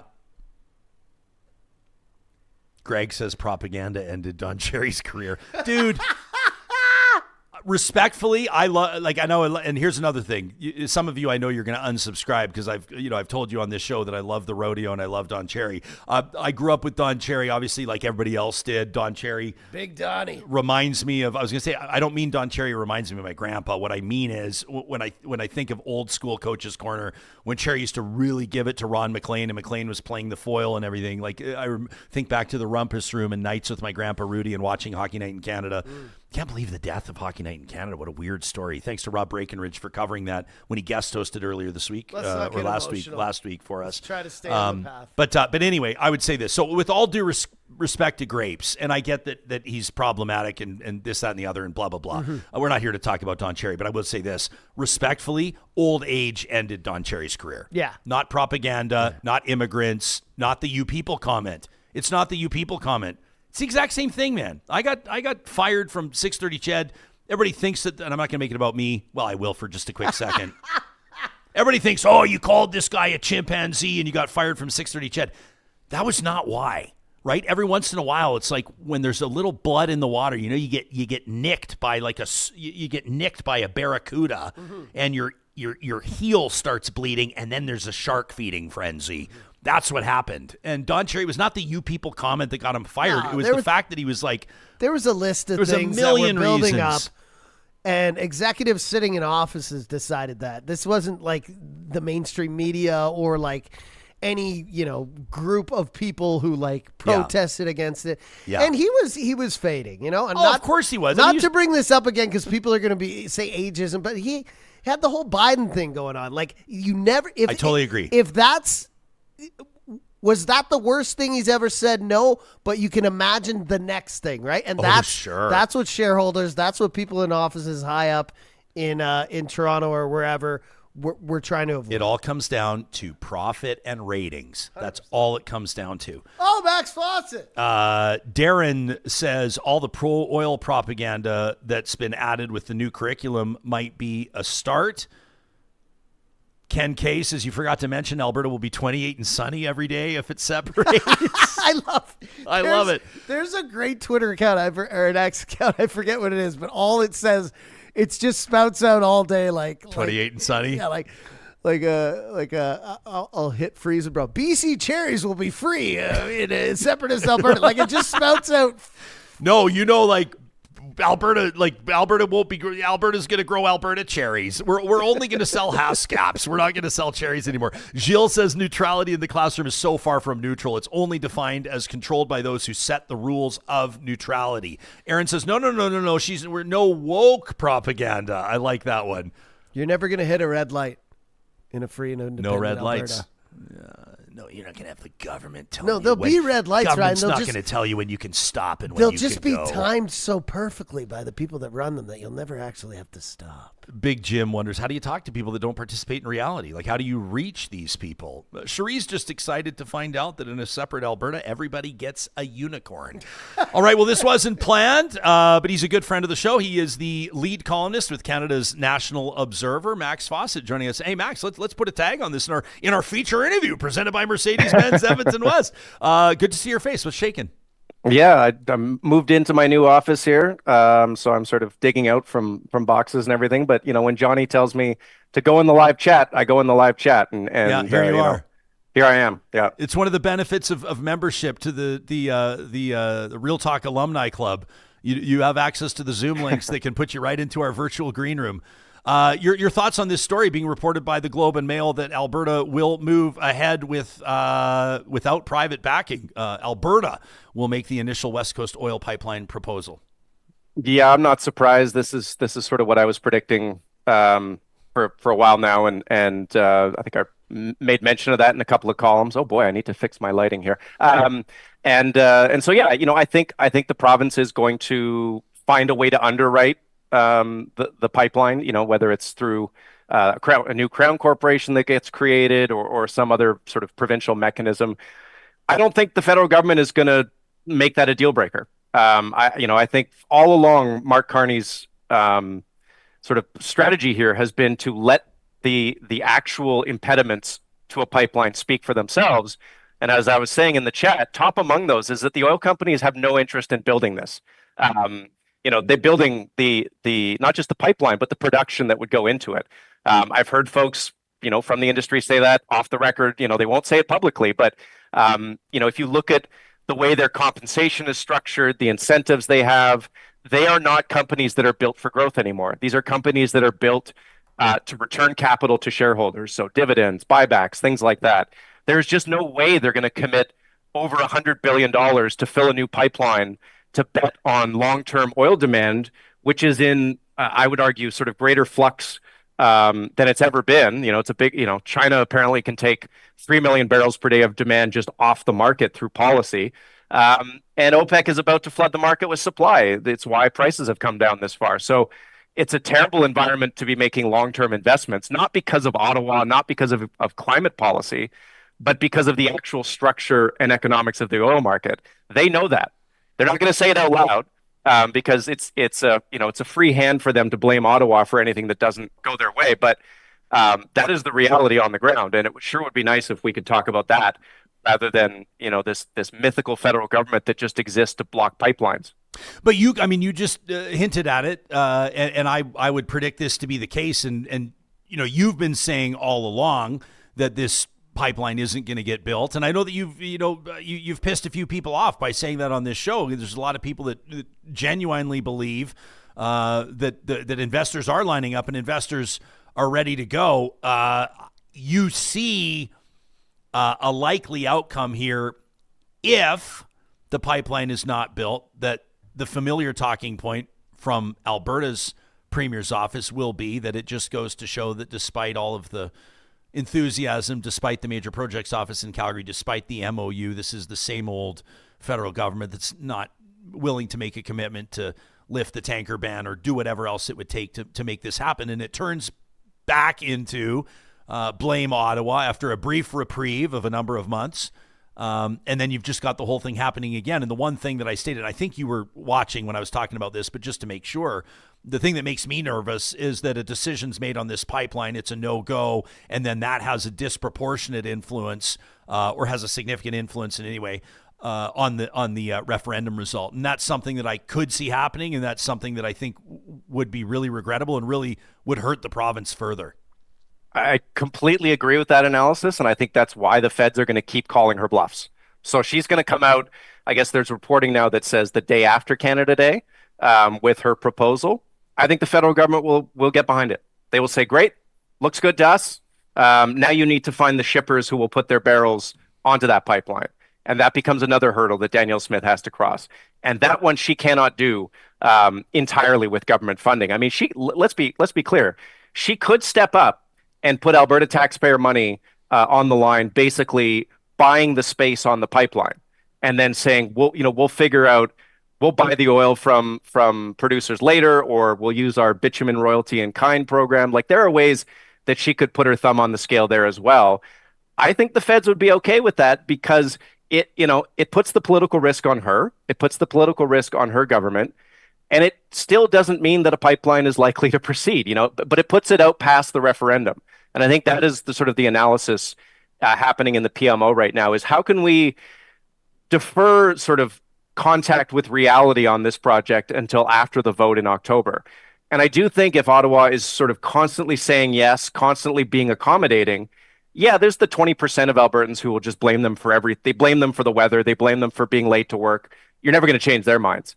But there's probably an additional 20% who have been open to that blame Ottawa argument, who may revisit it in light of the fact that the federal government has been endlessly accommodating and the project still isn't happening. And I think that is the best way out of this box that Danielle Smith has put us all inside. $5 from Noob. Try again into our YouTube super chat, which means, Max, the next time you see us here in our Edmonton studio in the historic Mercer Warehouse downtown, you'll have a cold beer with your name on it. Noob says, Max, okay, so companies investing further is unlikely. What would you suggest we could do to better or more utilize our oil and gas resources more than we already are? I've said this, I think, on a previous show, and I've written about it. It's called Beyond Bitumen. It's sort of a research project that's been done by the government of Alberta. The idea is that bitumen is a very unusual sort of form of oil. It is not like sort of lighter grades that you would get in the Middle East or even in the States, and you can use it for making advanced materials, for making roads. There actually are a lot of other applications for bitumen that don't exist for other forms of oil.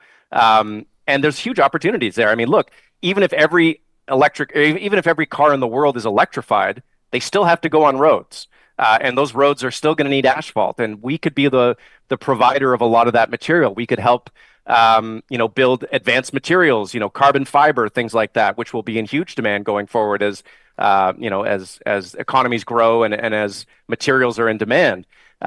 You just need that vision, that sense of, again, I'm not going to do the Gretzky thing again, but you have to have a sense of forward-looking political purpose, like Peter Lougheed did with the oil sands, like previous generations of Albertans did, where people said, "Oh, you're never going to turn the oil sands into a viable business. It's too mucky. It's too hard to get the oil out of the sand," and they figured it out with federal support, by the way, with scientific endeavor, and they created this amazing prosperity machine. And we could do the exact same thing for the 21st century here with advanced materials, with roads, with asphalt, you name it. We just have to have the purpose and the sense of commitment to it. And we don't right now. The provincial government is all in on ripping and shipping, as it has traditionally tended to be. And look, I think that's a dead end. And I think the dead end is coming up on us a lot faster than people want to acknowledge. Canada Day, significant because it's Canada Day, because it's the deadline for the Alberta government to submit that proposal, and because it's also the deadline for the CUSMA renegotiation. We'll remind people that this is only a deadline in the sense that the U.S. and Canada in particular were looking to negotiate terms over the next 16 years. And if an agreement is not reached, then they'll just still be looking at an annual renewal. So it's not like trade collapses between the two nations. I'm not sure how closely you've been keeping an eye on it, but any thoughts heading into July 1st?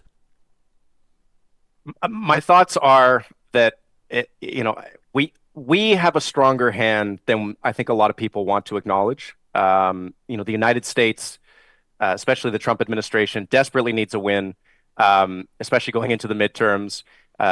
If the midterms go as expected, you're going to have a different Congress. I think that the ingredients are in place, possibly for a deal. I don't think it's certainly not going to be a comprehensive deal. Prime Minister Carney and his team have said repeatedly that a bad deal is worse than no deal, and I think that is sort of their marching orders going into this. But we could see sort of a shorter term, like the deals that Trump has done with other countries, where there are promises for investment in exchange for other promises. That really the goal here is just to get through this guy. Even if we signed a comprehensive deal with him, it's not worth the paper it's printed on. He would tear it up in a heartbeat if Carney said something or social media something that he didn't like. So it's not worth, I don't think, putting all of our stock into a written sort of formalized agreement, especially when it's not going to go through Congress. Trump has made that clear. So we just need to find a way to buy as much time and space as we can until 2028. And in the meantime, be building these other relationships with other countries. I totally take the point that we cannot replace the relationship that we have with the United States, but that relationship is over. I'm not sure it'll ever go back to the way it was. It's not over. The one that we used to have, the relationship that we used to have. It's on pause. I don't think it's on pause. They've done this twice. They have elected someone who threatens us and threatens our interests twice. Mm-hmm. I think it would be foolish for us to, if they elect a Democrat in 2028, go back to the way things were and rely on them the way we used to. We need to not be as reliant on the Americans. That doesn't mean that we're not their friend. It doesn't mean we're not a good trading partner. Yeah. In some respects, we might be a better partner, because we'll be more self-reliant and independent. But that idea that we can always count on the Americans to have our back, or we can trust their instincts, we can't. They've proven it. Yeah. Yeah, I mean, yeah, and I agree to a certain extent. I mean, it's never if a business has, there's businesses that were buried by COVID, and you feel that pain. You understand why a lot of people, their COVID experience, personal losses, health losses, business losses. For a lot of people, the compounding nature of it was devastating, and those businesses never required. But many of the businesses that survived developed techniques or explored new ways of delivery. You get the idea. That I think that obviously did not dissolve those or dispense of those new revenue streams or new methods or learnings when the pandemic ended. So I would agree that I think if you've found new markets, new supply chains, new export opportunity, like whatever it is, new partners, new trade deals, obviously it would make sense to continue that trend. And the more people, the better, right? Like when we see people watching in our live stream and checking in from like New Brunswick and Ontario, and someone checking in from downtown Toronto. We were talking to Spree yesterday in Vancouver, and like, it's great. Love it. Like, great. Good to see it growing. I would never, tell those people to pound sand. Anytime your business grows, that's great. But I would also say for a lot of businesses, and I'm stating the obvious here, like, from a proximity standpoint, like geographically, from a regulatory standpoint, for whatever reason, for a lot of businesses, the United States is the market or the trading partner that most makes sense. And so to get back to a sense of normalcy for those businesses would be top of mind, and they would probably love to return to the amount of business that they were doing, revenue or otherwise, before all of this happened. In particular, I think before the second Trump interruption, it just this second, like the 47 as opposed to the 45, just feels, well, not feels, it's more hostile to Canada than it was before. Trump couldn't stand Justin Trudeau, that was obvious, but this time around, it's more like, you get what I'm saying, like the whole like Venezuela, Greenland, Canada, 51st state, Governor Carney, like the whole thing, that was never. I mean, I know he spoke in pejoratives around Justin Trudeau, but do you agree it just feels more hostile this time around? Oh, it's a different administration. Yeah. It's not a continuation of one. The first time around, he didn't really know where all the buttons were. He had people sort of guiding him. He had professionals around him. His cabinet was filled with people who were kind of, sort of stock and trade respectable Republicans. And they, I think, shielded him from a lot of his worst instincts. This time it's just loyalists, right? It's just people who will do what he tells them to do. That is the sort of single and sole hiring criteria. And so you get things like Iran, you get things like his comments about Canada. It is Trump unleashed. And also, he's 8 years older than he was when he was first elected. And he's pretty old now. So, that's why I say we got to get through this. But the country elected him twice, and they elected him the first time. I think you could give them a pass because, he didn't win the popular vote. It was a bit of a fluke. And people didn't know what they were getting with him. Second time, they knew exactly what they were getting with him. And they said, yes, please, I want another helping of that. More if you could make that happen. And that's just what should give everyone pause.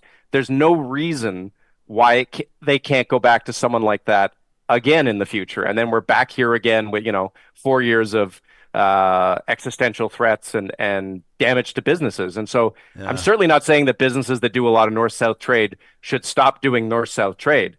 But I think where it is possible for them to diversify it to east-west trade, that would probably be a good idea. And maybe in the long term, in 10 or 15 years, it puts our economy on a stronger footing than it would have been otherwise. That's sort of the silver lining that I have to put on it. Shannon's watching our live stream presented by California Closets on Facebook. She says, time to look forward. Anubius says, we can't go back to relying on the U.S. It creates, this situation has created a more sovereign and a stronger Canada.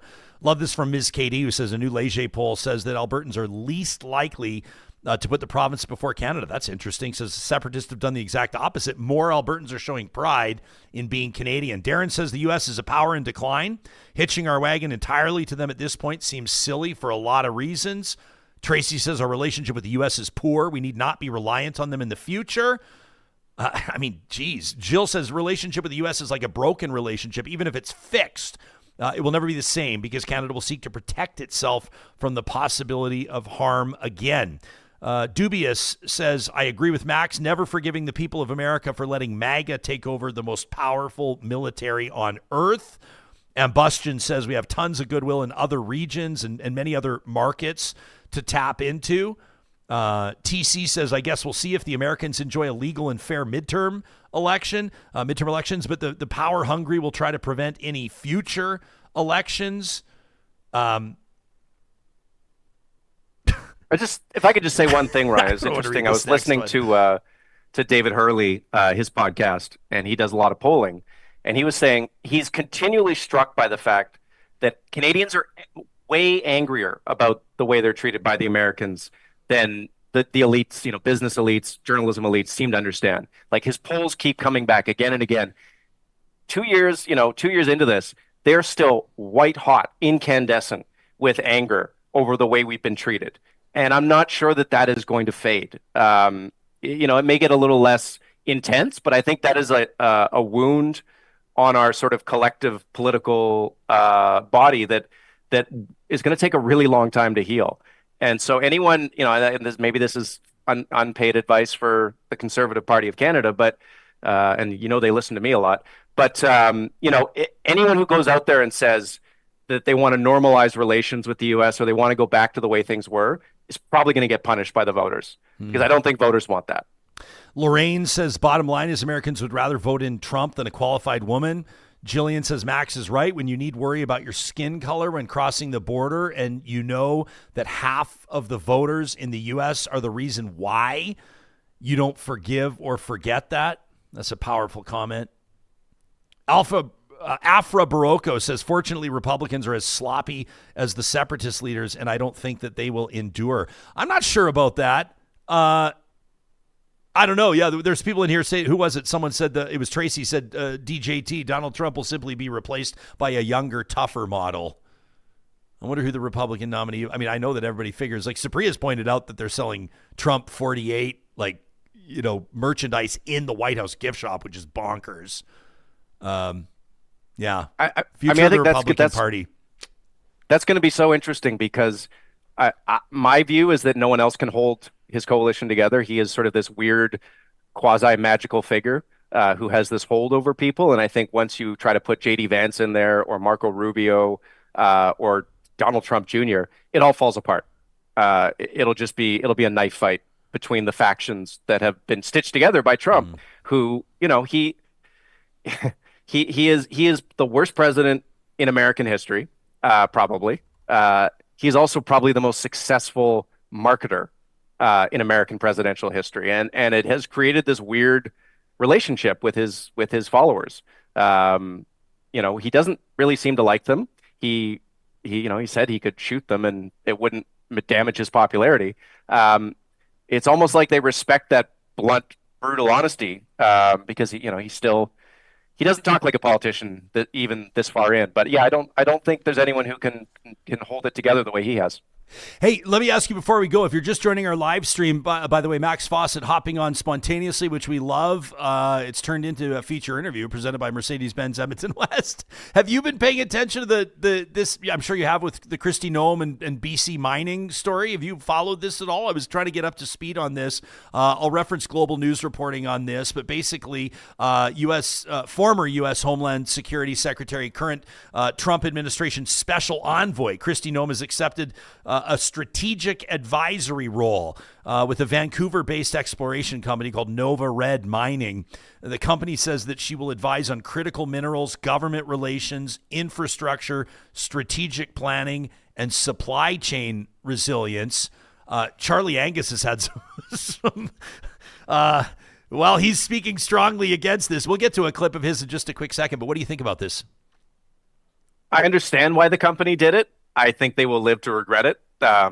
She's just doing it because I'm sure they're paying her a decent chunk of money for it. The company is clearly assuming that it will give it some access into the White House, into U.S. government decision making. They must have a project that they want to build or a company they want to buy in the U.S.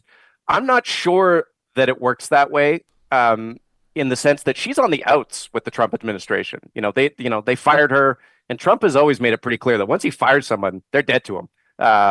He's not particularly interested in helping them out, especially when they can't really help him. So I'm not sure the company is going to get what it paid for here, but it is certainly an interesting choice. Let's put it that way. Always good to see your face, buddy. We hope to see you down in Calgary as well. We'll text back and forth and figure something out. Yeah, let's figure it out. All right, pal. You can read everything that Max Fawcett writes, or at least his contributions to Canada's National Observer at nationalobserver.com. We always encourage you to support independent fact-check journalism like the National Observer, where Max Fawcett is the lead columnist. Why don't we get to that Charlie Angus clip on former New Democrat MP, a rock and roller, by the way. Charlie Angus is he's not taken his foot off the gas since leaving federal politics. He's now doing a lot of work on the Midas Touch podcast, and his political commentary is really striking a chord, I think, in particular with Americans. Anyway, here's what the former New Democrat member of Parliament had to say about the hiring of Kristi Noem to lobby for a BC mining company in Canada. Kristi Noem has displayed her contempt for our sovereignty time and time again.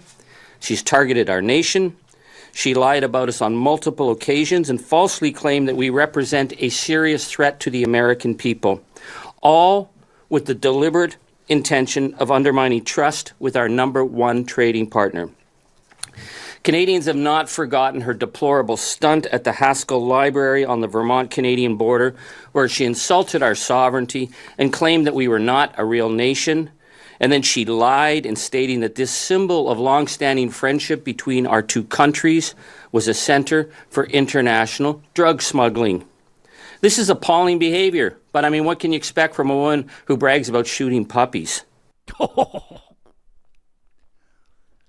Nothing funny about shooting puppies, to be clear. That's a burn for sure. That's one of those evergreen burns. It's not even a burn, it's just a fact. It's good like one. She wrote about it in her book. Yeah. It's a good one to keep in the chamber there, you know? It's always ready to go. Yeah, I guess. I also thought there was an interesting one as we're talking about, renegotiating NAFTA 2017, renegotiating CUSMA, et cetera. Why don't we get to that Justin Trudeau clip? Because I do think that there's value in this. So the former Prime Minister Trudeau was speaking at Suomi Arena, which is it's in Finland. It's a big public affairs and a political discussion festival. Basically, it's kind of like this is going to trigger some people. It's a little bit like the World Economic Forum. It's a political convention, and it's held every year in Pori, and it brings together politicians, business leaders, academics, journalists, NGOs, members of the public for a ton of different panel discussions and debates. And the former Prime Minister of Canada, Justin Trudeau, made an appearance there and had to say this about, and let's be clear, Justin Trudeau is not involved at all in the CUSMA negotiations. Justin Trudeau is not involved with anything to do with the federal government right now. But still, based on his perspective and what he can see, here's how he described the difference 10 years ago-ish, 9 years ago, renegotiating NAFTA and what's happening right now. I mean, first of all, he is someone who is trying to get deals done. And the story of the first Trump presidency was a story of us saving the North America Free Trade Agreement. It would have been very, very hurtful to Canada and Mexico, but also to the United States, to the American economy, to American jobs, for them to end the free trade deal that we'd had for 25 years between Canada, Mexico, and the United States. So we spent a lot of time pointing out what was in American interests. And we got American business people and American political leaders who understood how working with Canada was better than fighting against Canada. And that worked effectively in the first term. We were able to renew the deal and get a great win-win-win for all of our countries. And the numbers bear that out in the years following. One of the challenges we have right now is that we haven't seen to the same level the American business community or political community stand up and make the case of how much ending free trade would hurt the U.S. They've been resistant to bringing up the fact of how much Donald Trump's tariffs are hurting the American people. And that is something that one has to understand, that from the first term to this second term,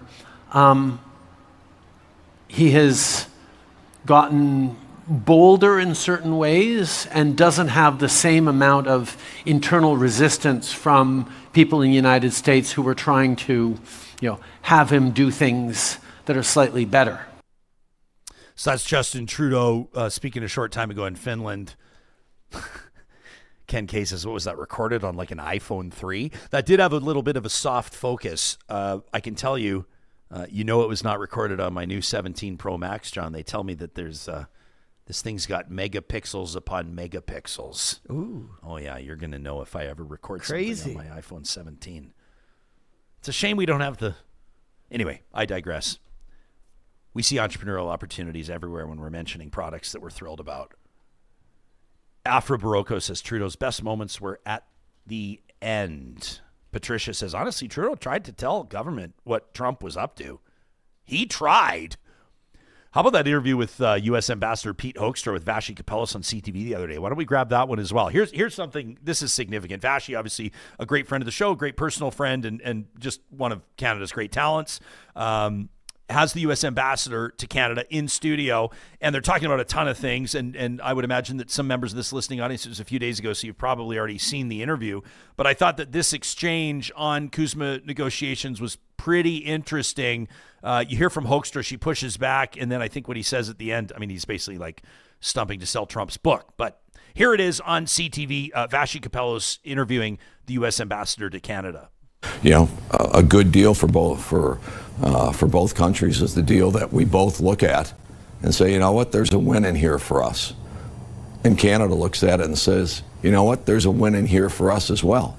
So you think, do you still think it's possible for something to be arrived at eventually that is win-win? Because you will know as anyone else that there's a ton of analysis out there that says the president is not interested in win-win.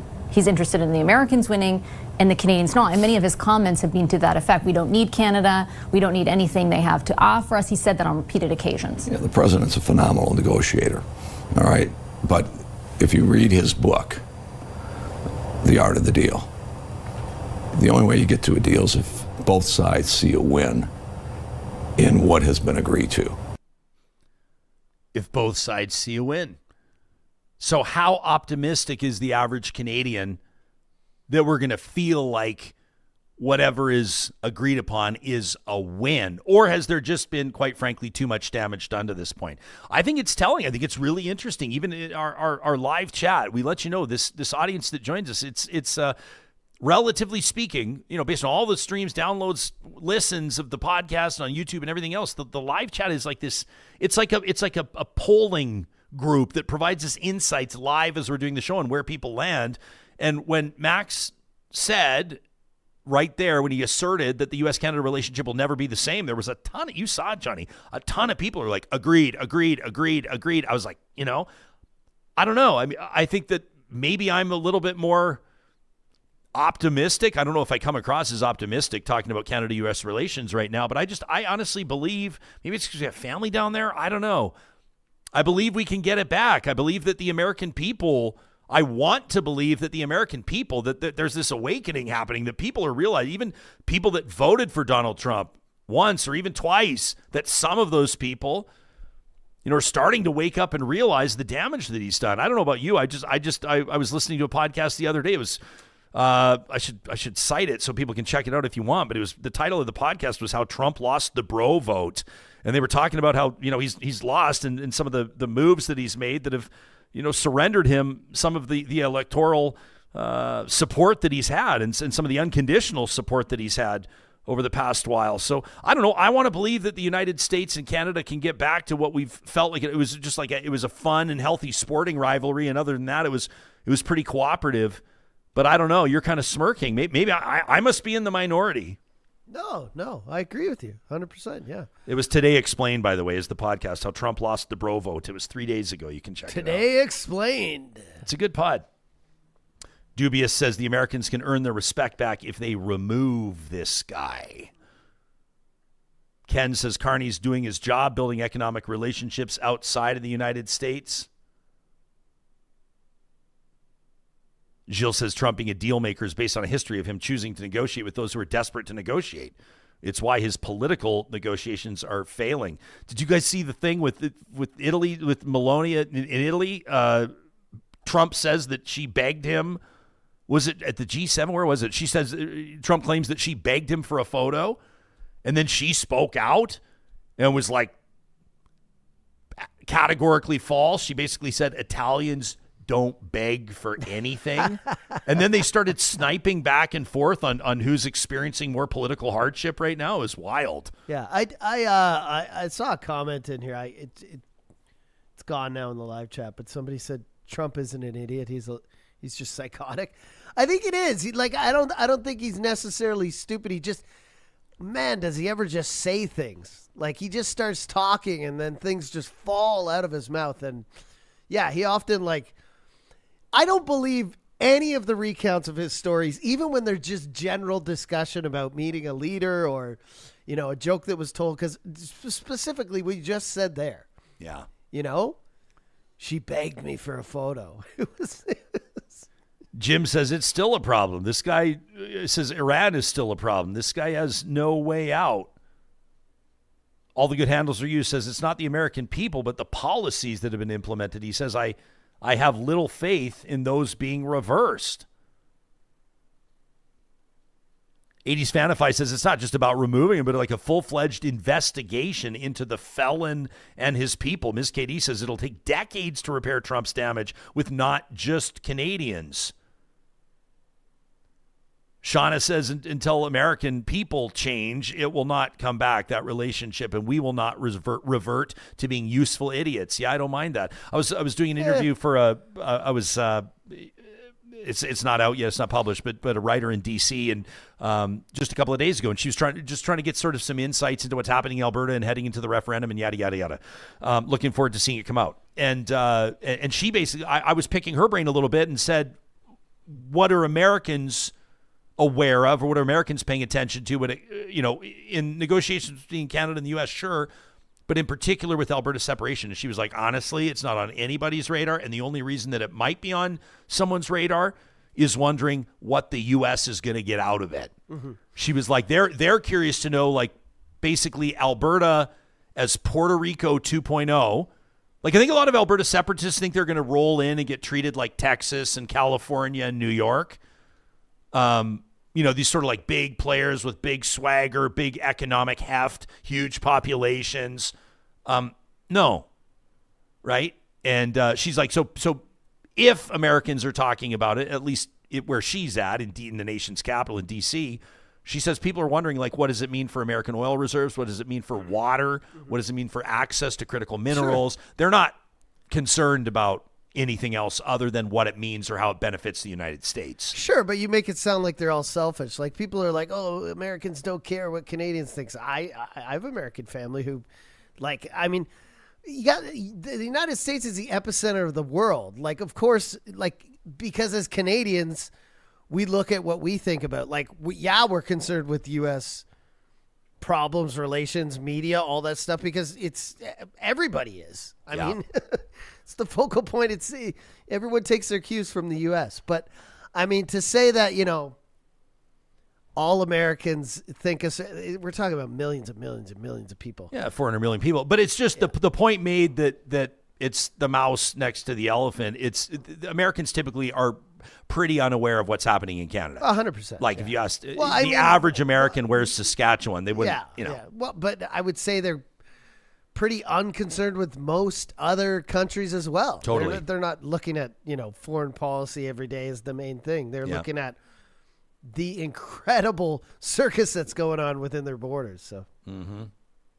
Anubius, I like this, says, I hope that someday our relationship can be repaired with the United States, but it is in Canada's interest to ensure we're less reliant on them. It's like being friends with Dr. Jekyll and preparing for Hyde. I like that. That's in our live chat powered by Park Power. Before we go any further, we want to get to that comment made on CNN about healthcare. I thought it was good. We'll get to it before we wrap. Mm-hmm. But that our live chat, the conversation, Real Talkers driving editorial direction here on the show happens thanks to the support from our friends at Park Power, your friendly local utilities provider. You can find them online at parkpower.ca. Internet, electricity, and natural gas is what you'll find there. You can view their plans, compare rates today, and you got nothing to lose. I love how Park Power rolls with this confidence. You're going to love what you see, so they don't even have cancellation fees. There's no commitments. You can cancel or change your rate anytime. There's not even exit fees. Plus, you can read more about how you are supporting partner charities across the province by taking your business to Park Power. You can choose your charity. 10% of their electricity profits go to local Alberta nonprofits. How cool is that? You can find exclusive bundling discounts, including a way to save $150 off your first bill by visiting parkpower.ca/realtalk. That's internet, electricity, and natural gas online at parkpower.ca/realtalk. Real Talk. Love seeing what's happening at the Helm Clothing right now. You know, I always recommend that if you're able, you pop in to see the Helm downtown Edmonton. If you're looking for luxury, casual menswear, all the way up to fully custom suits and tuxedos, nobody does it like the Helm, and there's no experience quite like walking in there and seeing what they have on offer. But if you're outside of Edmonton, or if you're unable to make it downtown, check out thehelmclothing.com. They've got a store-wide sale on right now, up to 50% off selected styles. This includes refined tailoring, footwear, lighter layers, understated essentials, sunglasses, whatever you need. The store-wide sale is on now at thehelmclothing.com. When you pop into the Helm, make sure you let them know that Jespo sent you. On behalf of our friends at Purser Law, you know, good time to consider this. You get in a situation where you go, I'm an average person. I'm a good person, but you find yourself in a tough situation. One moment, one misunderstanding, one charge, suddenly you're navigating a legal system that most people, let's be honest, know nothing about. And that's where Purser Law comes in. They focus exclusively on criminal defense, working tirelessly to protect their clients' rights and their future. If you find yourself in a tough situation, you don't have to face it alone. If you or somebody that you care about needs experienced criminal defense, start with a free consultation. If you're looking for a criminal lawyer in Edmonton, look no further than Purser Law. You can find them online at criminalappeals.net. That's criminalappeals.net. And before we get back to the show, a reminder that we're so proud to support UCAN Youth Services wherever we can. They're our 2026 charity of choice. And right now, a critical funding gap is putting trusted support for vulnerable youth at risk. We're asking you to do what you can to help keep Relentless running. The Relentless program, you can read about it at ucan.ca. It supports Edmonton young people, 12 to 17 years of age, navigating violence, trauma, exploitation, gang involvement, and crisis. This is as serious as it gets. Every year, more than 30,000 outreach engagements, about 400 crisis interventions every year. In other words, more than one a day. And more than 200 connections to housing and education and support services. This program has helped young people find safety and stability and hope. But this unexpected funding change has put the critical support at risk. The funding has changed, but the need has not.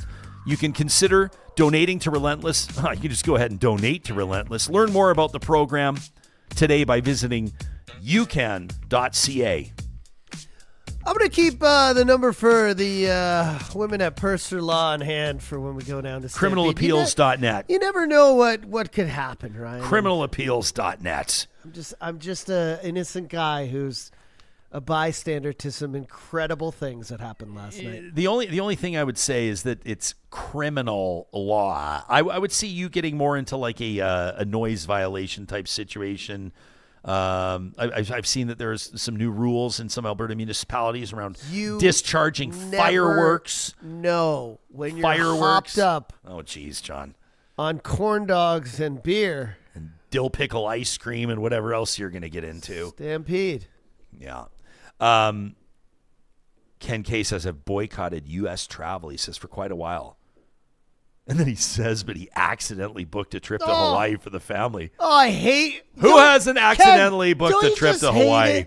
When everyone's worried about the cost of affordability. He says it was a good deal. And you just accidentally book a vacation for a family of 5. Oops. It's the worst kind of accident. Oops. He says we went to the same places when the kids were teenagers. Oopsie. So yeah. And Cherie says, to be fair, Ken, Hawaii just doesn't feel like the United States, which is kind of true. I thought this was interesting. This is just a little feather in the cap for Canada, but this discussion on CNN within the last number of hours, they're talking there about the context was the rise of socialism in the United States. I mean, that's sort of how they framed it. I think that it was like sort of maybe a bit of a clickbait headline. Dun, dun, dun. But it was an interesting exchange with some CNN, journalists, correspondents, commentators, and the like. And they were talking about, all of this comes down to how people are feeling about Donald Trump and a dip in popularity there. He's had issues with, how he's polled in a while, although he doesn't act like it. It doesn't act like it's bothering him. But Lee McGowan who's a CNN correspondent, a journalist, had something pretty interesting to say when they were talking about the rise of socialism. And obviously, it's a word that will kind of trigger a lot of people and certainly catch people's interest. And they were talking about these far left policies, right? Some of the commentators on the show talking about these far left policies, and then she offered up this little tidbit. The timing around the World Cup, pretty interesting. I don't know if I would say it stopped me in my tracks, but I went, here it is. It's not far left, this idea that it's far left for us to have some form of universal health care. That's not far left. We're having the World Cup right now. Every single country in the World Cup has universal health care except us. That's not a far left position. That's a pretty general world position. It's not far left to be able to say, I want to work a job and be able to afford a place to live and food. It's not far left, right, to say that you want to stay home with your baby when they're born and take care of them and have paid family leave and affordable school when they are grown up. That's not far left. That is pretty standard for the rest of the world. Pretty standard for the rest of the world. That was CNN on their Table of Five feature. I agree. I think, it's one of the downfalls. And as an American, I apologize that we just haven't figured this one thing out yet. That look, I'm not against capitalism, but there's a lot of downfalls to it. And there's certain things in the U.S. where they automatically assume that if they give people free health care or better education at a lower cost, that the whole thing's going to collapse, Ryan. That the whole empire they've built on the backs of companies, and it's wild to me. And I think she said it best there when every single country in the World Cup, except for the U.S., has some form of universal or health care in which you can go see a doctor, you can get in a car accident, have emergency surgery, and not go bankrupt. It's just mind-boggling to me. It's crazy. It's the one thing about the United States I just haven't figured out yet why they don't want to do it. And of course, it's dollar signs. I know that, but yeah. By the way, we should give a shout out to Lee McGowan. I see a whole bunch of people, our live chat just lit. We should get her on the show. Cherie was just like, Lee is so good. She's actually Canadian, but it's true. She's born and raised Canadian. She moved down to New York. I think she was in New York during 9/11 though. She's been out in the United States for quite some time, but she is a Canadian export, which is great. Obviously, there's more Canadians than you would think. Canadians have made a huge influence in American media. I've shared the story before of how Peter Jennings, honestly rocked my world when I was 11 years old, met him at the Calgary Olympics, and I think planted the seed for me to do what I'm doing now.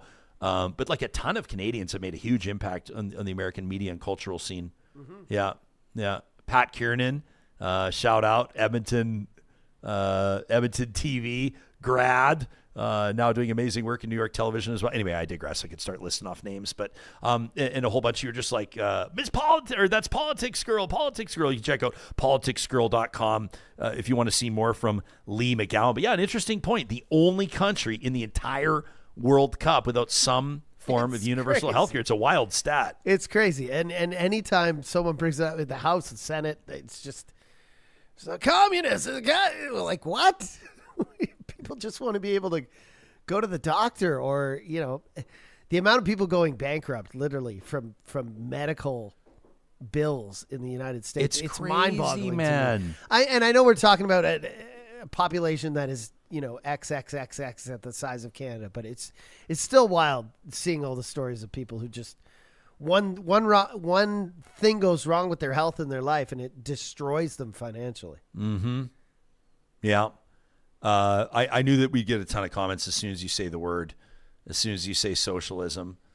But yeah, some interesting comments. Like Cassandra says, socialism likes capitalism too. It just thinks that there should be restraints on capitalism.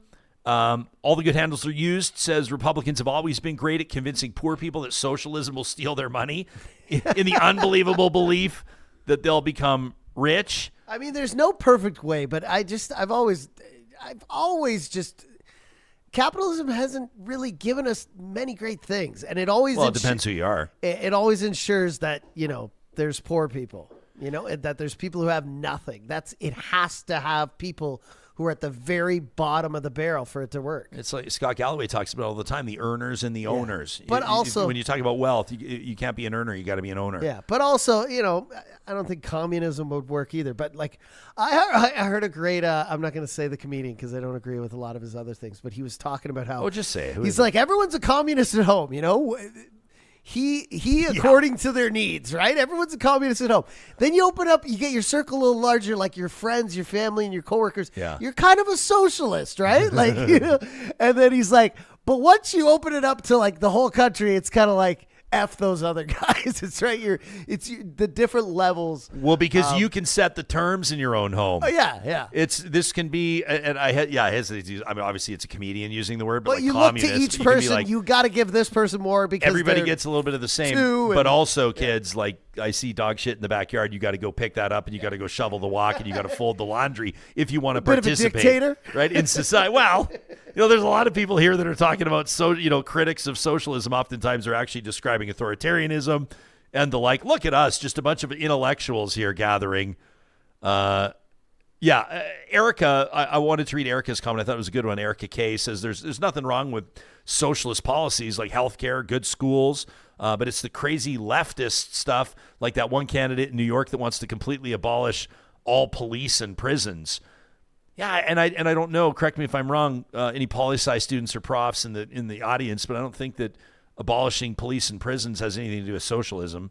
I think that's just more of a anyway. I don't get what these arguments are. Like if when you just said that, I'm like, that sounds crazy to me. I think it sounds crazy to anyone. It is crazy. But people like to bring it up as if like this is how millions of people think.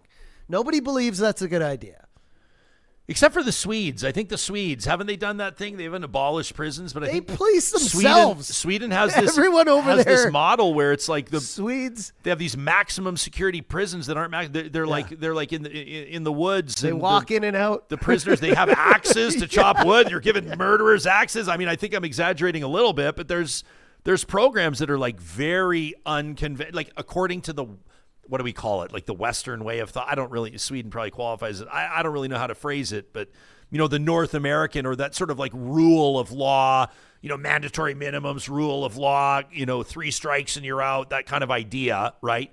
You can't wrap your mind around these alternative approaches to justice that would involve, it's just a dramatic departure from what we're used to, which is, in many cases, lock them up and throw away the key. I don't know, man. Germanic people in general, they got things figured out. Is it Wise Kyle says I'm thinking of Norway. Maybe it's Norway. All of them. They all got it figured out over there. Look at me. I'm like ripping Americans for not knowing what's going on elsewhere. And then I'm like, is it Sweden or Norway? I don't know. One of those countries. They're so relaxed.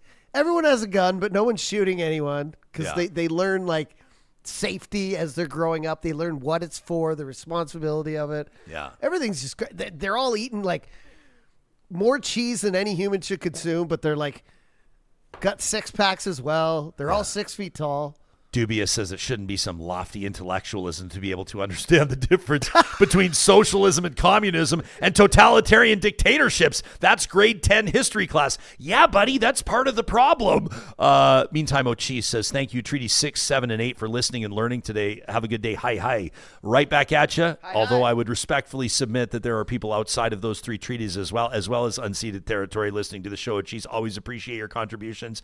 And as we wrap, ladies and gentlemen, we will just remind you that we wish you all the absolute best as we keep our focus on Canada on July 1st. Hope you have a wonderful time with your family, your friends, your loved ones. Real Talk is signing off and hitting the road. Our next episode will be live streaming from Studio Bell at the National Music Center, downtown Calgary, kicking off 5 days of Real Talk right from the heart of the action at the Calgary Stampede. We hope that you'll join us then. Tell your friends about it. You can learn more at ryanjesperson.com. We appreciate you guys, and we'll talk to you on the 6th of July.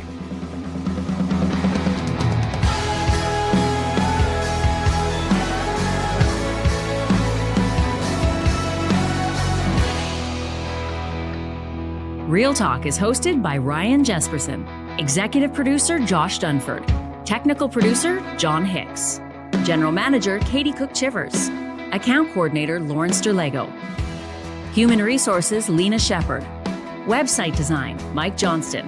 Voiceover by me, Carrie Skelton.